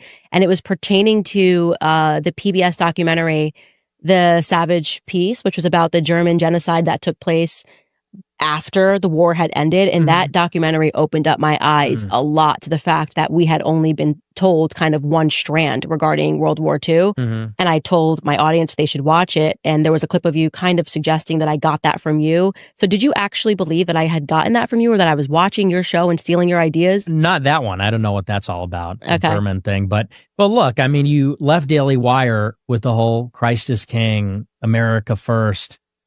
For years, that's what I was known for. Now, if you want to say you never heard of me until a couple of years ago. No, I heard of you in 2019. You said earlier, though, that, you know, you didn't really watch anything or know anything until about a year ago. Yeah. If that's what you say, okay, that's fine. But it'd be a pretty stunning coincidence. And And I will say, I heard from other people, I'm not going to say who, but I heard from a mutual friend, he watched my show back in 2020. Maybe that person's lying, I don't know that, but I'd heard that from multiple people. So. You can name the person, because I'm telling you, so, and I'll ask you this question again. So you said Christ is king, so that's very interesting. Mm-hmm. So you think that any person that says Christ is king. Oh, no, I didn't say that. Okay, because I actually do want to understand this. I'm genuinely pushing back here, because I was very confused by this. I'm like, Ye just named his whole album Jesus is King, right? Or 2 albums ago was Jesus is King. It was definitely a moment, a cultural zeitgeist that had this rapper to come out and start singing about Christ like he did early on when he did the Jesus Walk stuff. And I was just like, does Nick actually believe? I'm like, I genuinely was not watching your show. It's the only thing I can tell you. Okay. I have friends that were, I will definitely say, male men between the ages of like 30 and 40 are watching your show. Yeah. And I would say 40 and beyond, like I just said, are watching your show. I would imagine you have a very male, internet savvy audience. I am terrible at the internet. Like, I mean, it is embarrassing. I'm basically a grandma when it comes to the internet. My husband thinks he's like, how are you a person that people watching the internet? You don't even know how to use the internet. I just don't love tech. Tech is not really my thing. I like to communicate. I'm a woman. I like to speak, but I don't really like to figure out how all this stuff works. And so once you got banned, I wouldn't have seen your stuff. But then as soon as you were back on Twitter, I started seeing your clips all the time because you started trending. Like you were trending the day that you got let back onto X, you were trending. And I was like, okay, Nick is trending. Clips recently just were trending about you. So I think if you had been on X that whole time and you said, you were like, you've never seen my stuff, that would be a little ridiculous. But genuinely, like when you're starting a family and like as soon as I am done with the podcast, it got to be like straight back into mommy mode. I just don't think that many women are watching you. Is that fair? Yeah, like I said, if that's what you're saying, then I believe you. 100% the truth. Genuinely didn't get any of my ideas from you, and then was being accused of getting all of my ideas from you. So obviously there must have been naturally something that was happening where what I was saying or what I was noticing, people were going, oh, Nick Fuentes has spoken about this already. Yeah. Well, I mean, those were like things that I was known for when we would disrupt Turning Point, which is where you worked at, or Daily Wire. I saw the Groyper stuff. Which you also worked there. They would go in chanting, Christ is King, and they were the Groypers. And if you were aware of the Groyper War and Ye24 and me on Twitter last year, I saw the literal clips of them asking questions that were going viral. Okay. They weren't chanting Christ is King. They were just, there were just the literal clips of them. And I thought it was smart. I think it made me challenge some of my ideas. So I will give you credit where credit is due, or the students that were asking those questions, credit where credit is due. Yeah. I think a lot of times conservatives, we say things and we say them because everyone else is doing it. Same thing with the reason I think both of us started as being pro-Israel. It just was everybody else is doing it. It feels good. You are kind of young and excited about the ideas. And then you kind of go, oh, wait, something's wrong. And both of us kind of dealt with this punch in the face. Right. Yeah. Well, I was 18. You know what I'm saying? Different. I was 18. So, I was, I don't know that I was doing it because everybody else was doing it. I was doing it because that was just the first thing I read, because that was the stuff that was out there. And then, and then you went through it. I mean, and hey, and likewise, credit where it's due. Maybe I've been unfair to you. I don't know you, and like you said, we talked once and twice. We finally got there. No, but it's true. And this is the first time I've met you and I don't know you. So, and I'm willing to admit if I'm wrong, maybe I've been unfair to you.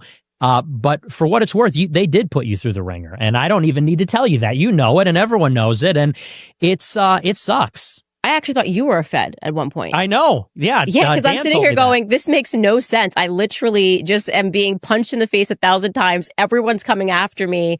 What did I do? I tweet the hashtag Christ is King and like my whole life is over.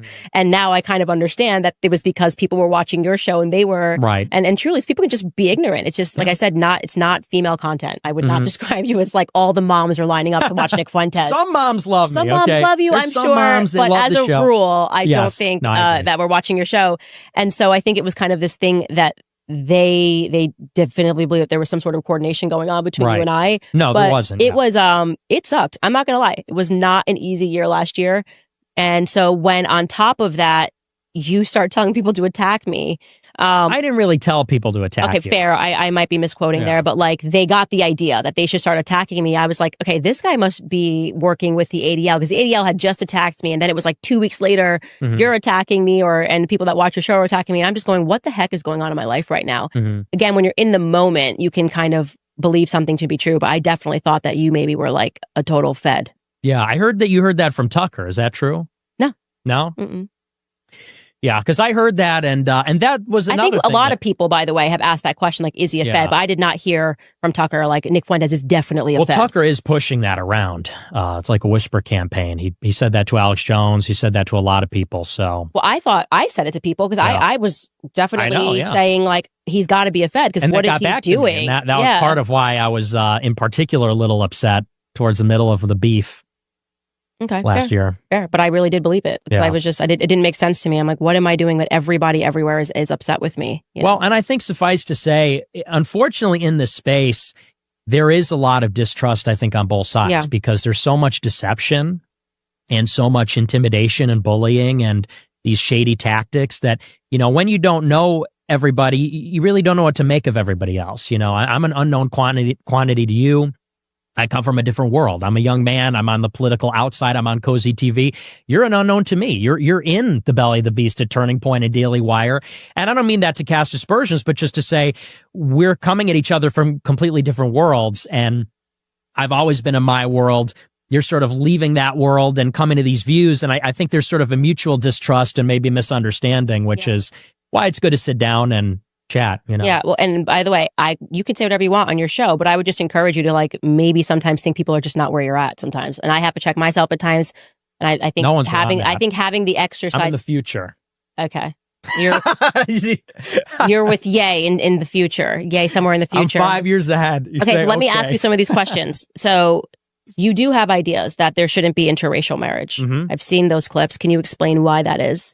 Yeah, it's not that I don't think there should be interracial marriage. I'm Catholic, so as you know, it's not a sin to be in an interracial marriage or relationship. But I am racist, I would say. I believe in the races. I believe there are white people and black people and Hispanics and Asians, and I think that it's a core part of our identity. It's who we are. And there's like this conservative reflex to say, we're colorblind. Race doesn't mean anything. And, Pat Buchanan said this. He said, it's not everything, but it isn't nothing. And I definitely lean more towards the latter, which is it really is a core part of who we are. Our culture, our heritage, our ancestors, our customs, all of it. It's not that I don't think that two people can fall in love from different races. Of course they can.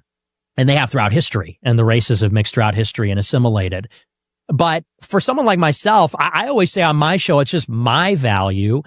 I want to marry someone that looks like me, that comes from a similar background, because I want my kids to look like me. I want my grandkids to look like me. But sorry, I just want to make sure, did you say I'm a racialist or I'm a racist? For a long time, I would say I'm racialist. Mm-hmm. Now I just say I'm racist. Okay, so when you say you're racist, because these definitions get changed around, racist, anti-Semitism gets expanded. What do you mean when you say I'm a racist? Because I think most people watching this would go, if you are a racist in the traditional sense of the term, why are you on this podcast, right? Wouldn't you just go, you know what, Candace is black and therefore I don't want to speak to her. Right. Certainly not going onto your show and saying, why won't Candace have me on? That doesn't really seem to line up with the traditional sense of the idea of racist. So yeah, and I'm using it. I'm being a little tongue in cheek. I mean, for the purpose of understanding, I'd say my views are I'm a racialist. But I do think that we need to deconstruct this idea of racism in the sense that, look, you're black, I'm white. It is what it is. For my entire life, people have been walking around on eggshells about the subject of race, about white people being racist. Can I say this? Can I say that? Can I have this opinion? And me, I'm sort of, Gavin McInnes said it like this. He said, you're kind of post-racist. You're sort of after this craze where everything was racist. It's sort of this recognition that we live in a heavily racial world. And, look, sometimes we have racist feelings. Racist feelings like, I want to live in a white neighborhood. Mm-hmm. I don't want to live in a black neighborhood. If they were all like you, obviously it'd be a different story. But when we think of a black neighborhood, we know what that means and why the property value is cheap. But that's black American. So this is why I want to understand this idea better because, and this is kind of something my cousin has said, which I guess you could say is a racist statement, but she says that white people in America are the white trash of white people in the world, meaning that like there's a special category of uniquely that you don't see when you're dealing with like white Americans here, that if you went across to like Switzerland, you wouldn't see this version of a white person necessarily, or you maybe went to the continent of Africa, you don't see this version of a black person either. Like even if you went to the tribes out in Africa that still exist, they would be a far cry from a black American living in a neighborhood in Compton, right? So I'm trying to understand if you think that it's all black people are like this, or if your world is kind of colored by this is what's going on in America. This has failed for 1,000 reasons. Welfarism has definitely, black people in 1940s stand up. My grandfather, I talk about that denigration and the corrosion of culture. Yeah. That's happening. White, black, whatever you want to name it. There is this intentional corrosion of culture. So do you think it's literally, well, this is just what a black person is when they come out? Or do you think that post welfare, LBJ, Great Society, this is what black Americans have become, and I have a right to respond to that and say that as a white man, I don't want to live there? Well, I think it's more nature than people would like to believe. There's this classic tension of, is it nature, is it nurture, is it cultural, or is it intrinsic, is it racial? And I've always been on the latter side of this among conservatives. Conservatives like to say it's all culture. Black America is the way it is because of hip hop music and the Great Society and that kind of stuff. And I think the uncomfortable reality is a big part of it is intrinsic. One of the big arguments against the abolition of slavery in the 1860s is that, when Europeans colonized Africa, they hadn't discovered the wheel. There's no two-story buildings. There's no writing. There's no written language. Missionaries had to go to Africa in the last century and invent it for the African people because there's no recorded history. They didn't have writing. So Egypt is not in Africa. Well, Egypt is a different race. The Egyptians were not black. Okay, but you said when they went to Africa, so I just want to... The interior of Africa in the late 19th century. Scramble for Africa. So we're now knocking Egypt out of Africa. Well, Egypt is part of northern Africa, sub-Saharan Africa. You said Africa, so I'm not trying to get a gotcha. I'm just responding. You're saying Africa. Sure. Yeah. It's in Africa. It's Egypt. It's kind of ridiculous to say there was no written language. Well, so I'm just trying to get you to sure. Egyptians are not Africans. If I'm not pushing back, the internet will. So Egyptians are not racial Africans. When I say African, I'm saying sub-Saharan Africans. Sub-Saharan, okay. Black people because it is a different race. In sub-Saharan Africa, and Europeans did not penetrate that until the late 19th century. They didn't have any of this. To the extent that you have infrastructure in Africa, it's from the Muslims in the Sahel and the Maghreb in northern Africa, where the Arabs colonized. And then you had, Carthage and Egypt. You had ancient civilizations. But sub-Saharan Africa, they didn't have that. You take these people out of that land and put them here, and they're enslaved people. You let them free in a modern, liberal republic. They're not going to succeed. It's not going to go well for them. And that was one of the arguments against abolition. People said if you free them without any assimilation, without any kind of process for them to be acclimated, they're going to die. And that's exactly what happened. Many of the bottom 10% of the lowest IQ Africans just died off for generations. And it had pardon the expression, but it had a eugenic effect because over time, if the weakest are dying off, that's one argument for why blacks in America have a standard deviation higher IQ than the blacks in sub-Saharan Africa. So, so I do believe there is something intrinsic going on there. And what makes people uncomfortable about this is the idea that it's unchangeable.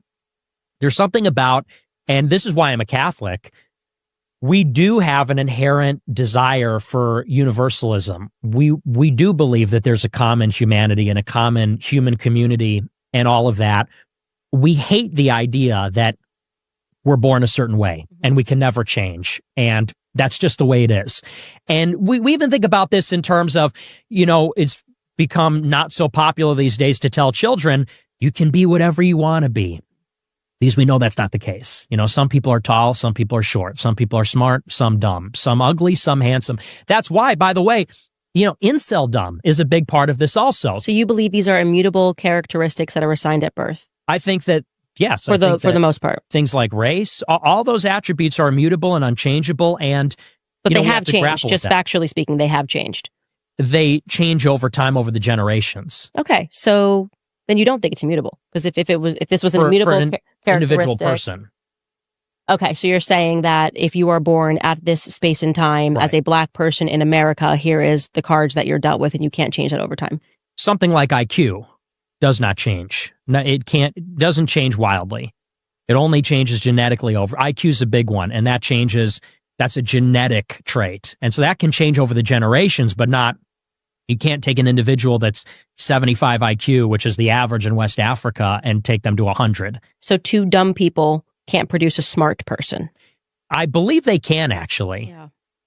But So does that kind of debunk your... no, because it's rare that happens. But IQ is a heritable trait, so it's unlikely that happens. Okay. And do you not recognize that there's group differences in IQ? Or? I think that there's group differences, but Okay. I wouldn't say, and the reason why I'm pushing back on this is because those perspectives that you hold, Thomas Sowell did a really good job debunking that. And I think the book is called Intellectuals and Race, and he opens up and makes a very sound argument that these characteristics are not immutable and that it can be your environment. And he kind of goes back and discusses, like, you know, who had the highest IQ and who now has the highest IQ. And so I just disagree with you fundamentally, but you have a right to have that perspective. So you don't think that there's group differences on average between the races? I think, just to be clear, I think there would be group differences if you took in, like we were talking about, an American versus somebody who graduates college in Europe. There'd be tremendous differences.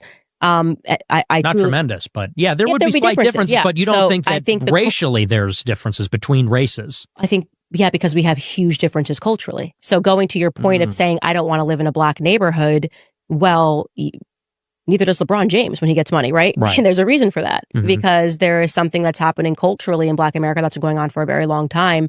But that thing, I would argue, didn't exist in... What about in Africa and Haiti? I mean, they're killing and eating each other in Africa and Haiti. Everywhere where they are, you have these problems. Yeah, I'd like to look into, and I'm pleading ignorant, but I've heard some things about what happened in Haiti and what the Clinton Foundation did there. So I think I'd have to look more into the history of Haiti to be able to push back on that at all. I don't think I agree with that. What about all of Africa then? There's not one country in sub-Saharan Africa that's successful. Not one. They're all least developed countries. They're all failed states. This kind of reminds me, and we could kind of flesh out this conversation together, and I'm not perhaps ready to have it fully, but I do remember going back to Dave Smith where he was conceding a point on, well, all of these other Middle Eastern countries, no, you wouldn't want to live there. You'd want to live in Israel. In my mind, I'm going, well, because you just keep bombing the crap out of them if they ever try to get ahead. I remember watching this clip of him saying that, going, why don't these countries get ahead? And kind of going back in my mind to the Gaddafi speech where he was speaking essentially about, you know, here's what we got to do in Libya to get ahead. Here's what we're going to do with the dollar, and we're going to be progressive and this and that. And they killed him. And then what happened to those Libyan refugees? Suddenly they're now pouring into, just like he said was going to happen, that they were now pouring into the European continent, and Europeans are complaining, who are these people?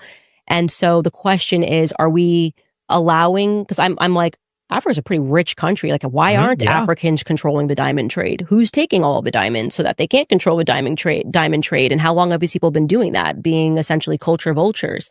That's kind of the journey that I've been on now in terms of really trying to go back and look into history to see what's happened. And I never trust myself when I have a perspective now, because I realize how much of my opinions and beliefs were shaped by the public school system. And so I don't think you're right. I think that there has been a very sophisticated effort to, just like you would say now, in terms of people that are intentionally attacking Anglo-Saxons. I'm just learning about that there were these books that were written to, we must genocide the Anglo-Saxons, that were going on for a lot longer than I realized. History didn't begin with World War II, but I think it would take a lot of time to kind of unpack that. Yeah. Like, are we stopping people from getting ahead just because, I don't know. That just sounds, I mean, being honest with you, that just sounds to me like a left-wing argument when they say, why don't these countries get ahead?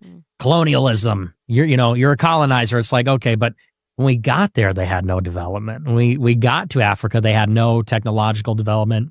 So you think that even if we weren't at war, and sure, you could say that you think that's a leftist argument. I would only push back on that because I've learned so much about just like recent history that I didn't know. But you think that the Middle East, like, if we had done nothing in terms of the Middle East, that they would just be savages and just be like, America didn't do anything it doesn't set anything backwards, and you're just like bombing a place. Yeah, kind of. I think that we did set them back because when they don't have political order, it prevents development and investment and things like that. But, again, when you look at the antecedents of all these, the history didn't start, like you said, with World War II in the 20th century. There's a reason that European civilization created this enormous gap between them and everybody else. And I don't think it was that it was white supremacy or it was unfair or something like that. I think it's because Europeans are smarter. I think that on average, Europeans are smarter. So to use smarter. your argument against you, that could be said about Ashkenazis.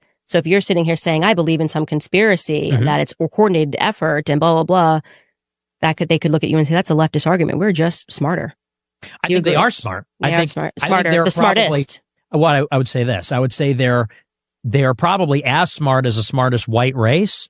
But the difference between the Jews and the white people is that they work as a team. And so if you look at, for example, things like transportation, white people invented every mode of transportation, railroad, cars, airplanes, all of it. When you look at fields of knowledge, white people invented all that, chemistry, anthropology, all that stuff. So white people really did give birth to the modern world in a major way. Jewish people are high verbal IQ because they're lawyers, they're rabbis. That's what a rabbi is a lawyer. That's what the Talmud is. It's a lawyerly back and forth. And so they're skilled at some things, and you're not wrong. They're extremely educated. They're extremely intelligent. They're a unique case where, 2% of the population overrepresented 2,000%. Are they 2,000% smarter? Answer is no. Because if you look at the standardized testing, the top scores in the high school standardized tests are almost all Asians in math and science. Asians aren't overrepresented in power.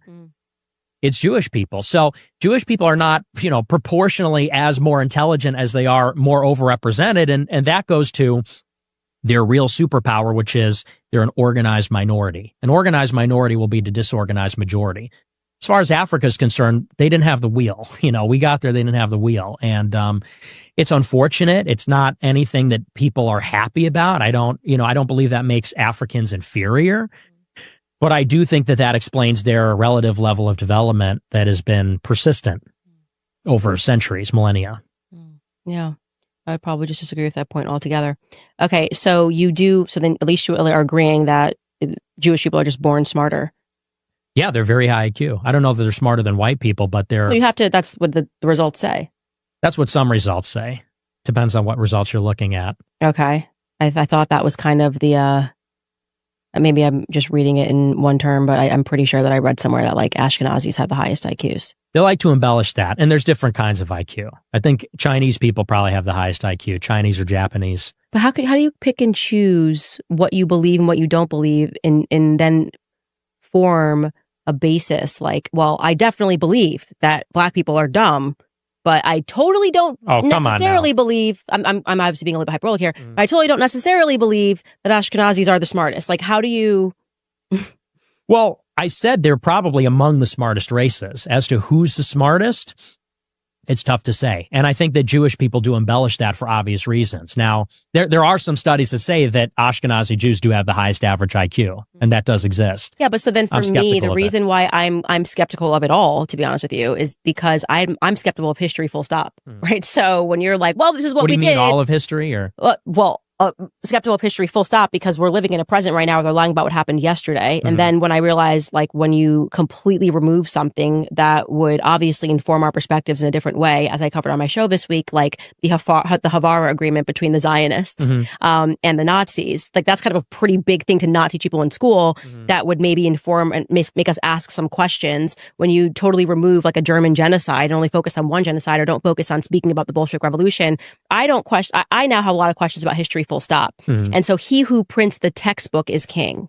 Agreed. And so if you are coming up with a concept well, this is an immutable trait, and I know because I read or I learned this at school, or this textbook, or I read this book, he who prints the textbook is king. And I'm kind of learning that right now in terms of Hollywood Babylon, the relationship that the deep state has had with publishing agencies for a reason. You know this. I know this.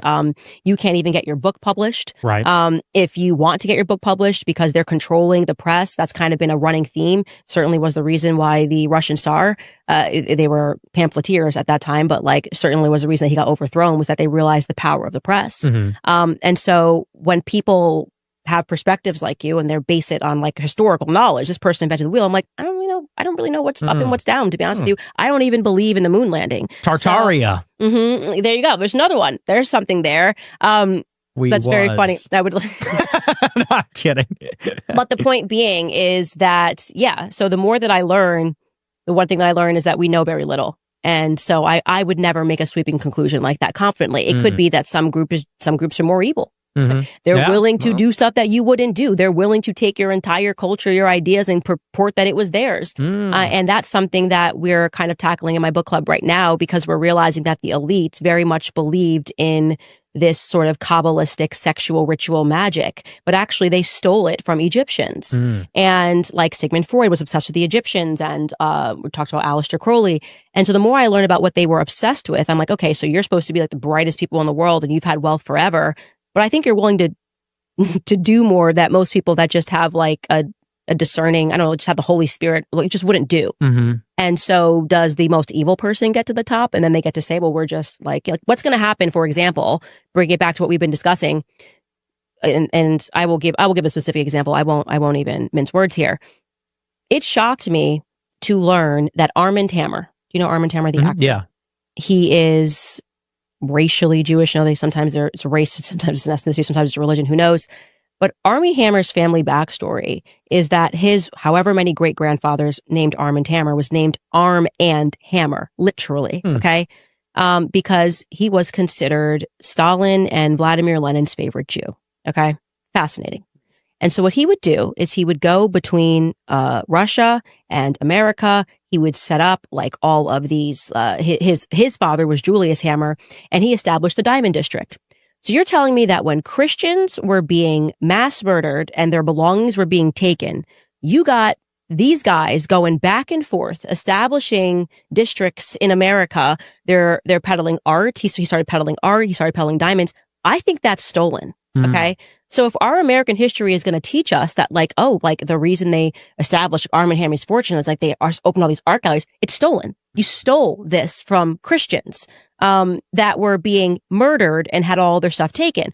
We can apply that logic to what's happening in Palestine. Everyone thinks about, okay, it's very clearly what's happening is an ethnic cleansing. Where's all that stuff going? Are we going to in the future go, well, Palestinians just couldn't get ahead because, you know, they're just not that smart. You know, fundamentally, if you look at the IQ of Palestinian, the reason why they got ahead is because they weren't that smart and the Israelis were just really smart, or no, the Israelis were just evil. And so I am not comfortable with the conclusion that you have arrived at, because I just pay attention to what's happening now and what limited research that I've done. I'm like, well, some people are just a little more evil. Like, they'll rewrite the books, and 50, maybe 100 years from now, they're going to say the Palestinians never had that land. And it was really a matter of people lying, and it was anti-Semitic, and we'll be none the wiser. Right. Fair? I disagree. I just fundamentally disagree. I think that, you know, it's such a one-sided, it's unfortunate, but it's so one-sided, just a chronic lack of development and persistent underclass status and lack of contributions to mankind. I mean, certainly in the arts and in athletics, but no inventions, no philosophers, no true great masterpieces, anything like that, in terms of fine art, really. And then you have the whole planet is like this, you know? I mean, if half of Africa was super developed or halfway developed and the other half wasn't, maybe you'd have an argument, but it's whether they're socialist or capitalist, whether they got colonized or not, whether they got freed from slavery in 1800 or in 1860, or it's the same story everywhere. There's not one written language among them. You know, you talk about he who controls the printing press. They don't have books. They don't have words to put in the books. And I think that, you know, it's a sad fact of the world, but it's something we have to deal with. And to me, that's the only conclusion that satisfies. And don't get me wrong, I get where you're coming from. I'm not, you know, I'll give you an example. My family lived in Chicago for 4 or 5 generations. And my parents and my grandmother, they had a security firm in the city. They taught cops and security guards how to shoot their guns and gave them licenses and things like that. And almost all their clientele were black. And when I was growing up, this was impressed upon me at an early age. They always said the older generations in Chicago, when my grandmother was growing up in the projects, when my parents were running this business in the 80s and 90s, they said they were the most polite, the most pious, the most considerate. Right. Some of them couldn't read, though. You know, they would come in and not be able to read, but they were less dysfunctional than my family. You know, my grandmother, her mother had mental illness, and she would look outside the window in the projects and see a black family across the way, and they were sitting around the table holding hands saying grace, and it was an intact family. So I completely agree with you. So, obviously, there's a cultural destruction obviously there's a cultural decline, but I think that was constant, even though the older generation was more genteel. I think that honestly, that came from oppression. That came from a society where they were the minority. There was racism, there was abuse, there was segregation. And I think that made Black people meek. And if you look, the out-of-wedlock birth rate started to blow up, not after Great Society in the late 60s, but in the 50s during the Civil Rights era. And I think that that was sort of a regression to the mean moment. And, you know, again, I think that it's not that Black people can't be good people. There aren't smart Black people, or there aren't, you know, incredible Black people. I'm sitting across from one right now, or yay, and everything like that.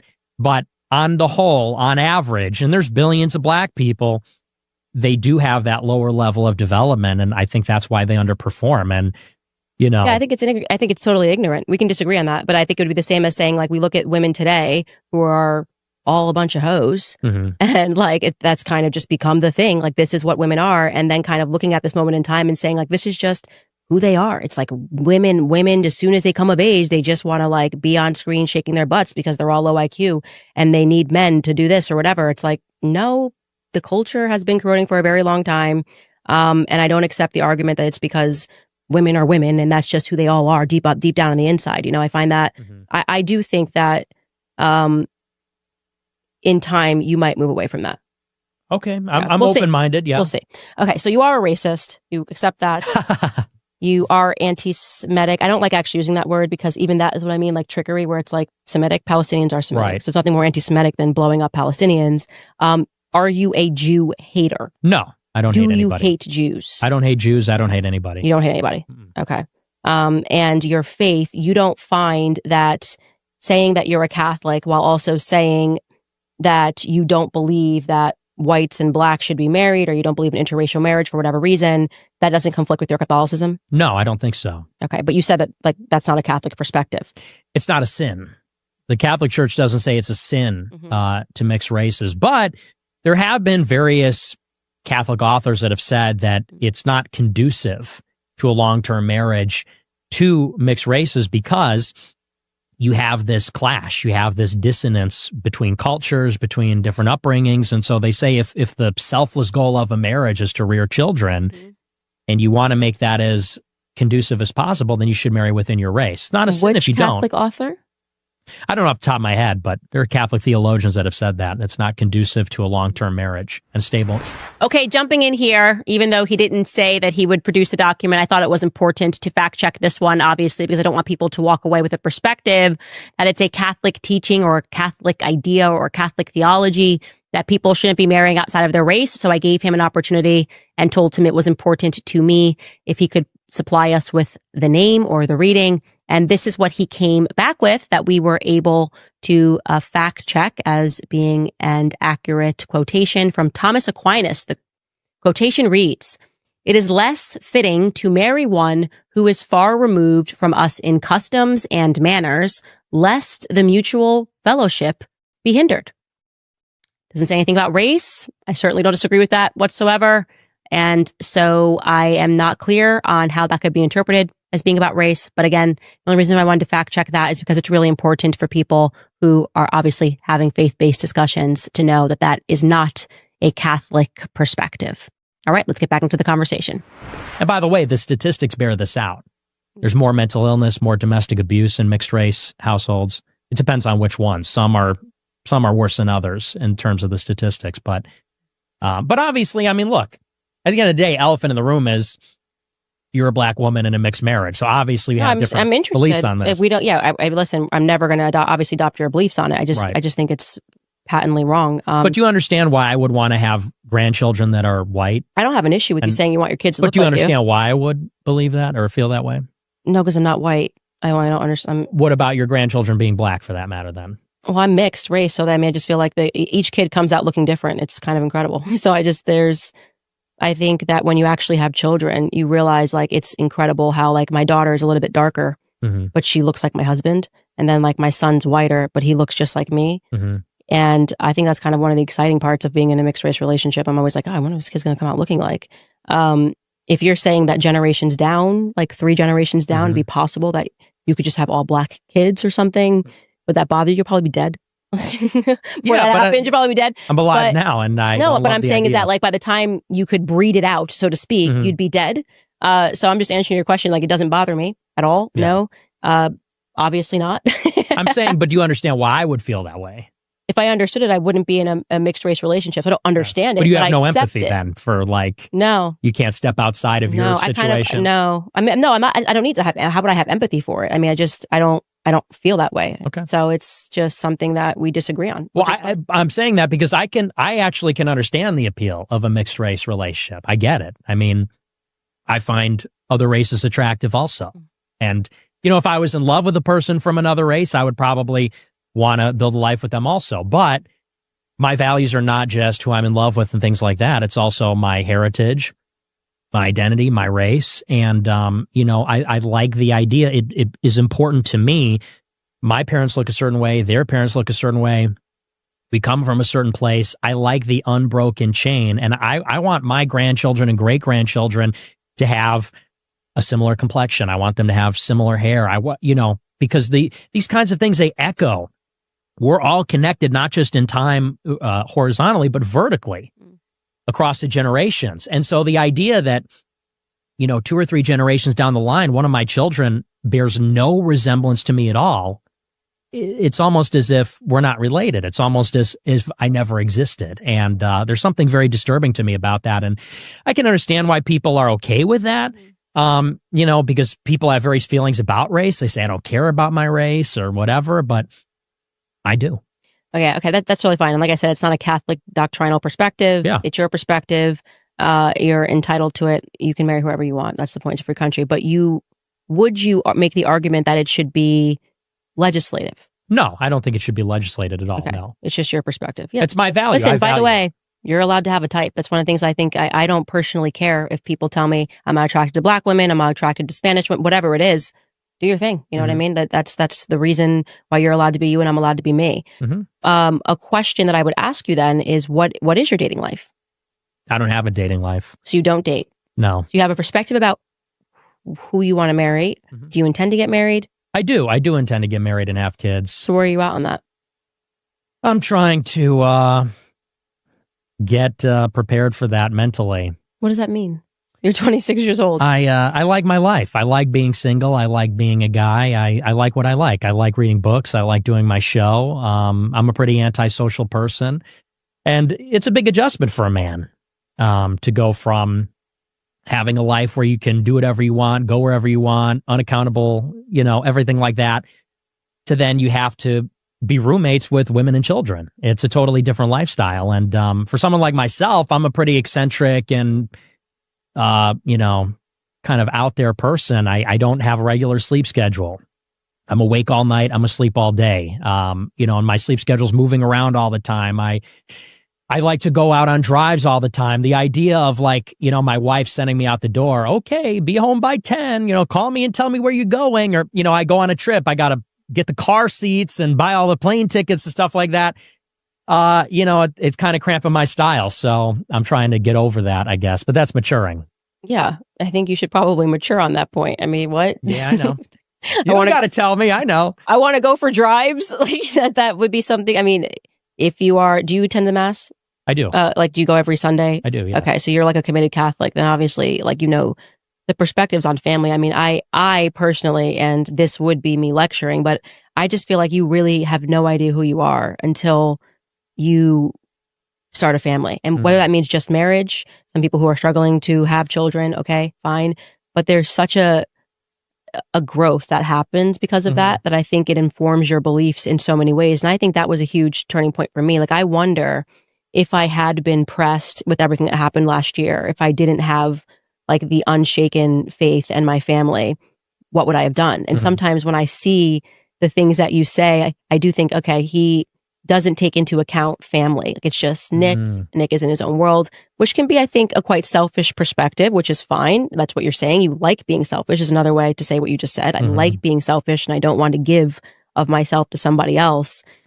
But I also think there's something selfless involved, which is to say, I could go and start a family and drag them into a world of mine, which is pretty chaotic. I mean, is this really the kind of a lifestyle? if I'm banned on everything and I can't make a living, I'm banned from banking, I'm banned from credit card processing, I'm getting doxxed, people are showing up to my house trying to kill me, things like that. And what's more, I mean, let's also get, I also don't appreciate the lecture. You don't know me, so I know you're married. I know you're older than me, but you don't know me. You don't know my life. You don't know my situation. I don't think you're in a position to give me advice, especially as a woman, honestly. I don't think women, this is something in the right wing. We say we're anti-feminist, and then women go around telling men what to do who are not their husbands. And, I don't really buy into that ideologically, but that's besides the point. My life has been tumultuous from the very beginning. From the time I turned 18, people were coming for my neck and trying to get me, and I was kicked out of college. And then, once you're branded as an anti-Semite, before it became cool or popular, can't get a job, can't make a living, get banned from PayPal, all this kind of stuff. That's a very difficult environment to try to have a dating life. What do? I go out on Tinder, I go to a bar, and I say, hey, I'm a neo-Nazi Nick Fuentes that the ADL is writing articles about every day. I'm going to start a dating profile on Tinder. People are going to screenshot that, mess with me in all kinds of ways. It's a very difficult predicament, actually, for me, because I took on basically a huge sacrifice at the beginning. And I don't know that you really appreciate that enough. I think that you're somebody who, you had a career in politics for as long as I was fighting a battle. You were at Daily Wire with a contract. You're at Turning Point. You're making good money. You're doing book deals. You're part of this thing that I'm criticizing and paying a very heavy price for at a time when no one's saying those things, when it's very unpopular. And it's not to say that I'm a victim, because I did it willingly and I love it and I would do it again. But it is to say that, you and I have lived very different lives. And, it's easy, I think, for you to say you had your husband, have your kids, you got your ducks in a row, made quite a bit of money. Then you discovered the truth, and then you went out on a limb. And it's not to say you didn't make sacrifices and it wasn't a risk, and it paid off. You're doing great now, and I congratulate you. But with me, there was no calculation. I mean, I almost want to say I was 17. What's your excuse? I was 17, and I woke up, and I went balls to the wall, bucket of ice cold water, as you say. I made a lot of enemies, and maybe that wasn't wise. But I told the truth, and I took on extremely heavy cost for my personal life. It basically has made it so that I can't have a personal life. I don't even have many friends. Forget about, dating women. I can't even really have a lot of male friends because there's such an incentive to betray me, to turn your back on me, because there are people that are being paid to attack me all the time on Twitter or for information about me, things like that. So, it's something like everything else that I'm figuring out one step at a time, just like my show. And, when I get banned from something, whether or not I'll be able to have a family and kids and what that'll look like. But I mean, it's a little more complicated, I think, than maybe you understand. I feel like you just got super triggered by me just saying something so casual. What was that about? See, I don't appreciate you're a woman. that. You're like, you're a woman. Duh, man. Just like, I was just having a conversation with you, just being like, hey, like you, there's a lot of growth that comes from when you start a family. Like that's it's a pretty cool thing to do. And I feel like you got pretty triggered there and got like a little upset. I don't know what I did there. I don't like that you say triggered. Well, you were a little bit triggered. I'm being candid with you. And, but saying, a woman just it's like, okay. You're talking about my personal life. You're talking about my personal life. Yeah, we're having a conversation. I talked to tons of people about their personal lives. Like, why do you feel like that wasn't a line of attack, Nick? I know it wasn't a line of attack. So why you kind of responded like you were just attacked? Because you're giving me this lecture, giving me this advice about things and telling me, you don't know who you are and all this kind of stuff. I said that when people start families, it does commute your perspectives a lot. And sometimes when I see these clips of you floating around or certain things that you do or say, I'm selfish. It does. Yeah, but you admitted you were selfish. And I just don't really. You said I don't want to. What are you talking about? You just said that the reason that you didn't want to have a family, when I asked the question or didn't start a family, you said was because I like to drive alone in my car. I don't really want to have to come home and have to deal with roommates, as you referred to, children and a wife. You want to stay selfish. You want to, you want to be in your own world. That's a fair assessment. I said that in terms of my development, I'm trying to get over some of those aspects. But that is selfish, right? I mean, is that fair assessment? I think that's judgmental. I think that's a judgmental selfish. Way to look You want to spend time with yourself. You don't want to invite people into your space. I think I used that word exactly as it should be used. Well, and I'm explaining why there's there's multiple aspects to it too. It's not just as That's simple fine, as that. but acting like I tried to offend you when I just I'm not gave saying you you a tried word to to use. I definitely Look. did not try to offend you when I was asking you about family. You ask people about themselves. Okay. That's for the same reason that I asked you about what you were up to in high school and what your priorities were, what you were doing in college. It's because it's a natural point. You're 26 years old.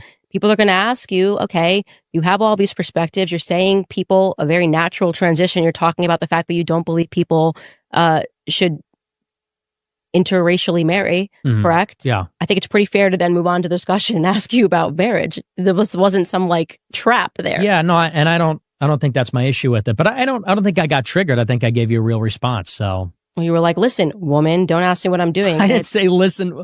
Look, I happen to believe that I don't like women telling me what to do in general. I didn't tell you what to do. I said that when you get married, you said you wanted to get married. You said you're giving me a lecture. You said Yeah, you I said, go well, to this may church sound and- like a lecture Okay. because I'm sounding like an old timer here, but I didn't tell you what to do. Like Okay. if you're giving a lecture on any topic, hey, this is what's great about marriage. I didn't say, Nick, you need to get married right I now. just feel like it's pointed. I feel like a lot of these questions are pointed, but maybe that's just me and I'm imagining Genuinely, it. you're imagining it. Yeah, I don't think okay. anybody watching that is going to be like, that was a setup after he talked about interracial marriage for her to ask him his perspectives on his own life Yeah. and what if he's dating people.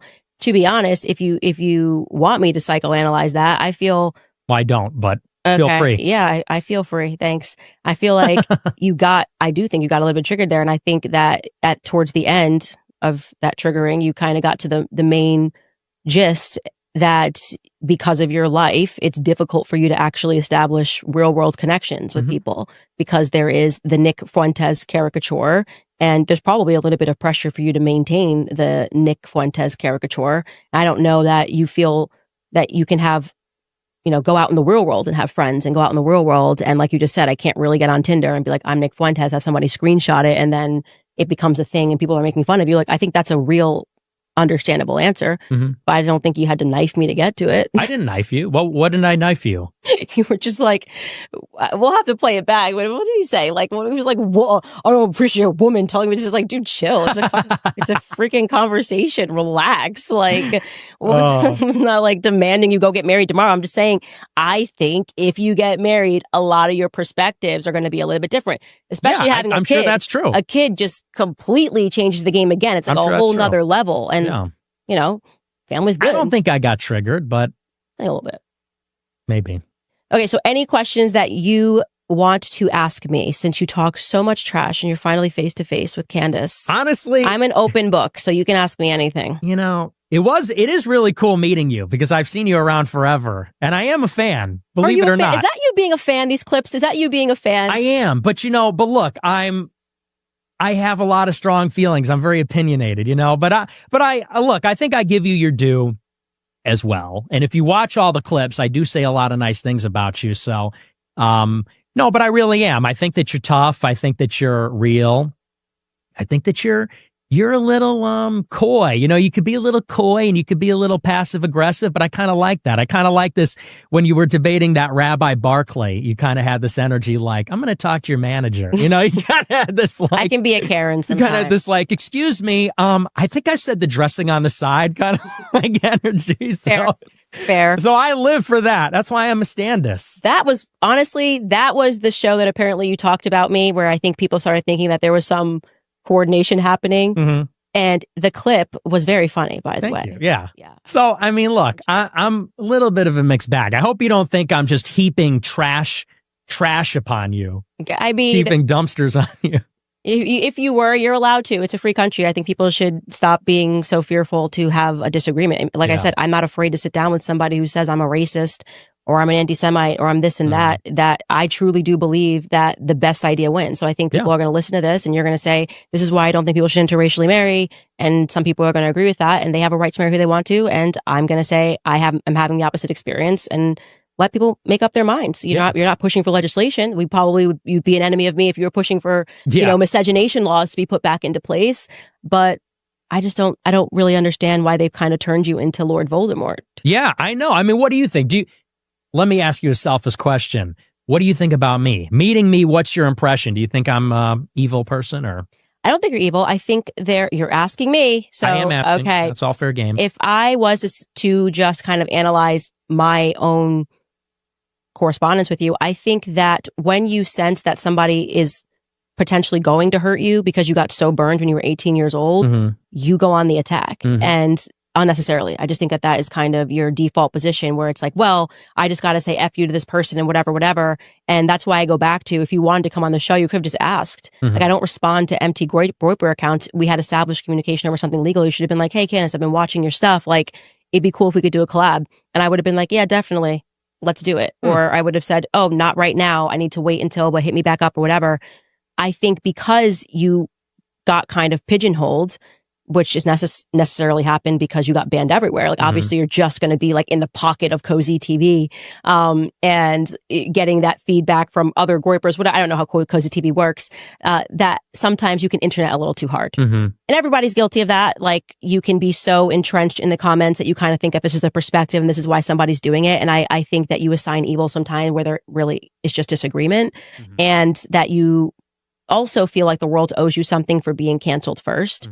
I didn't do it to you. I had no idea it was done to you. While I was at the Daily Wire, I had no idea it was done to you. Truly, and I'm saying this, it was that conversation you had with Jeremy Boring that made me aware of your story, and I thought it was crappy. So I was being sincere when I said to Aiden Ross that he needs to decide what he wants to do now, because people didn't know. No one was trying to, like, they're just like, I don't know who Nick Fuentes is. Everybody says he's a white supremacist. Like, I'm not gonna just suddenly pick up the phone and try to learn everything about this guy. It doesn't matter to me. It doesn't impact my life. And I don't think the world owes you anything. It happened to you for a reason, and just, you gotta just try to make the best of it, you know? Yeah.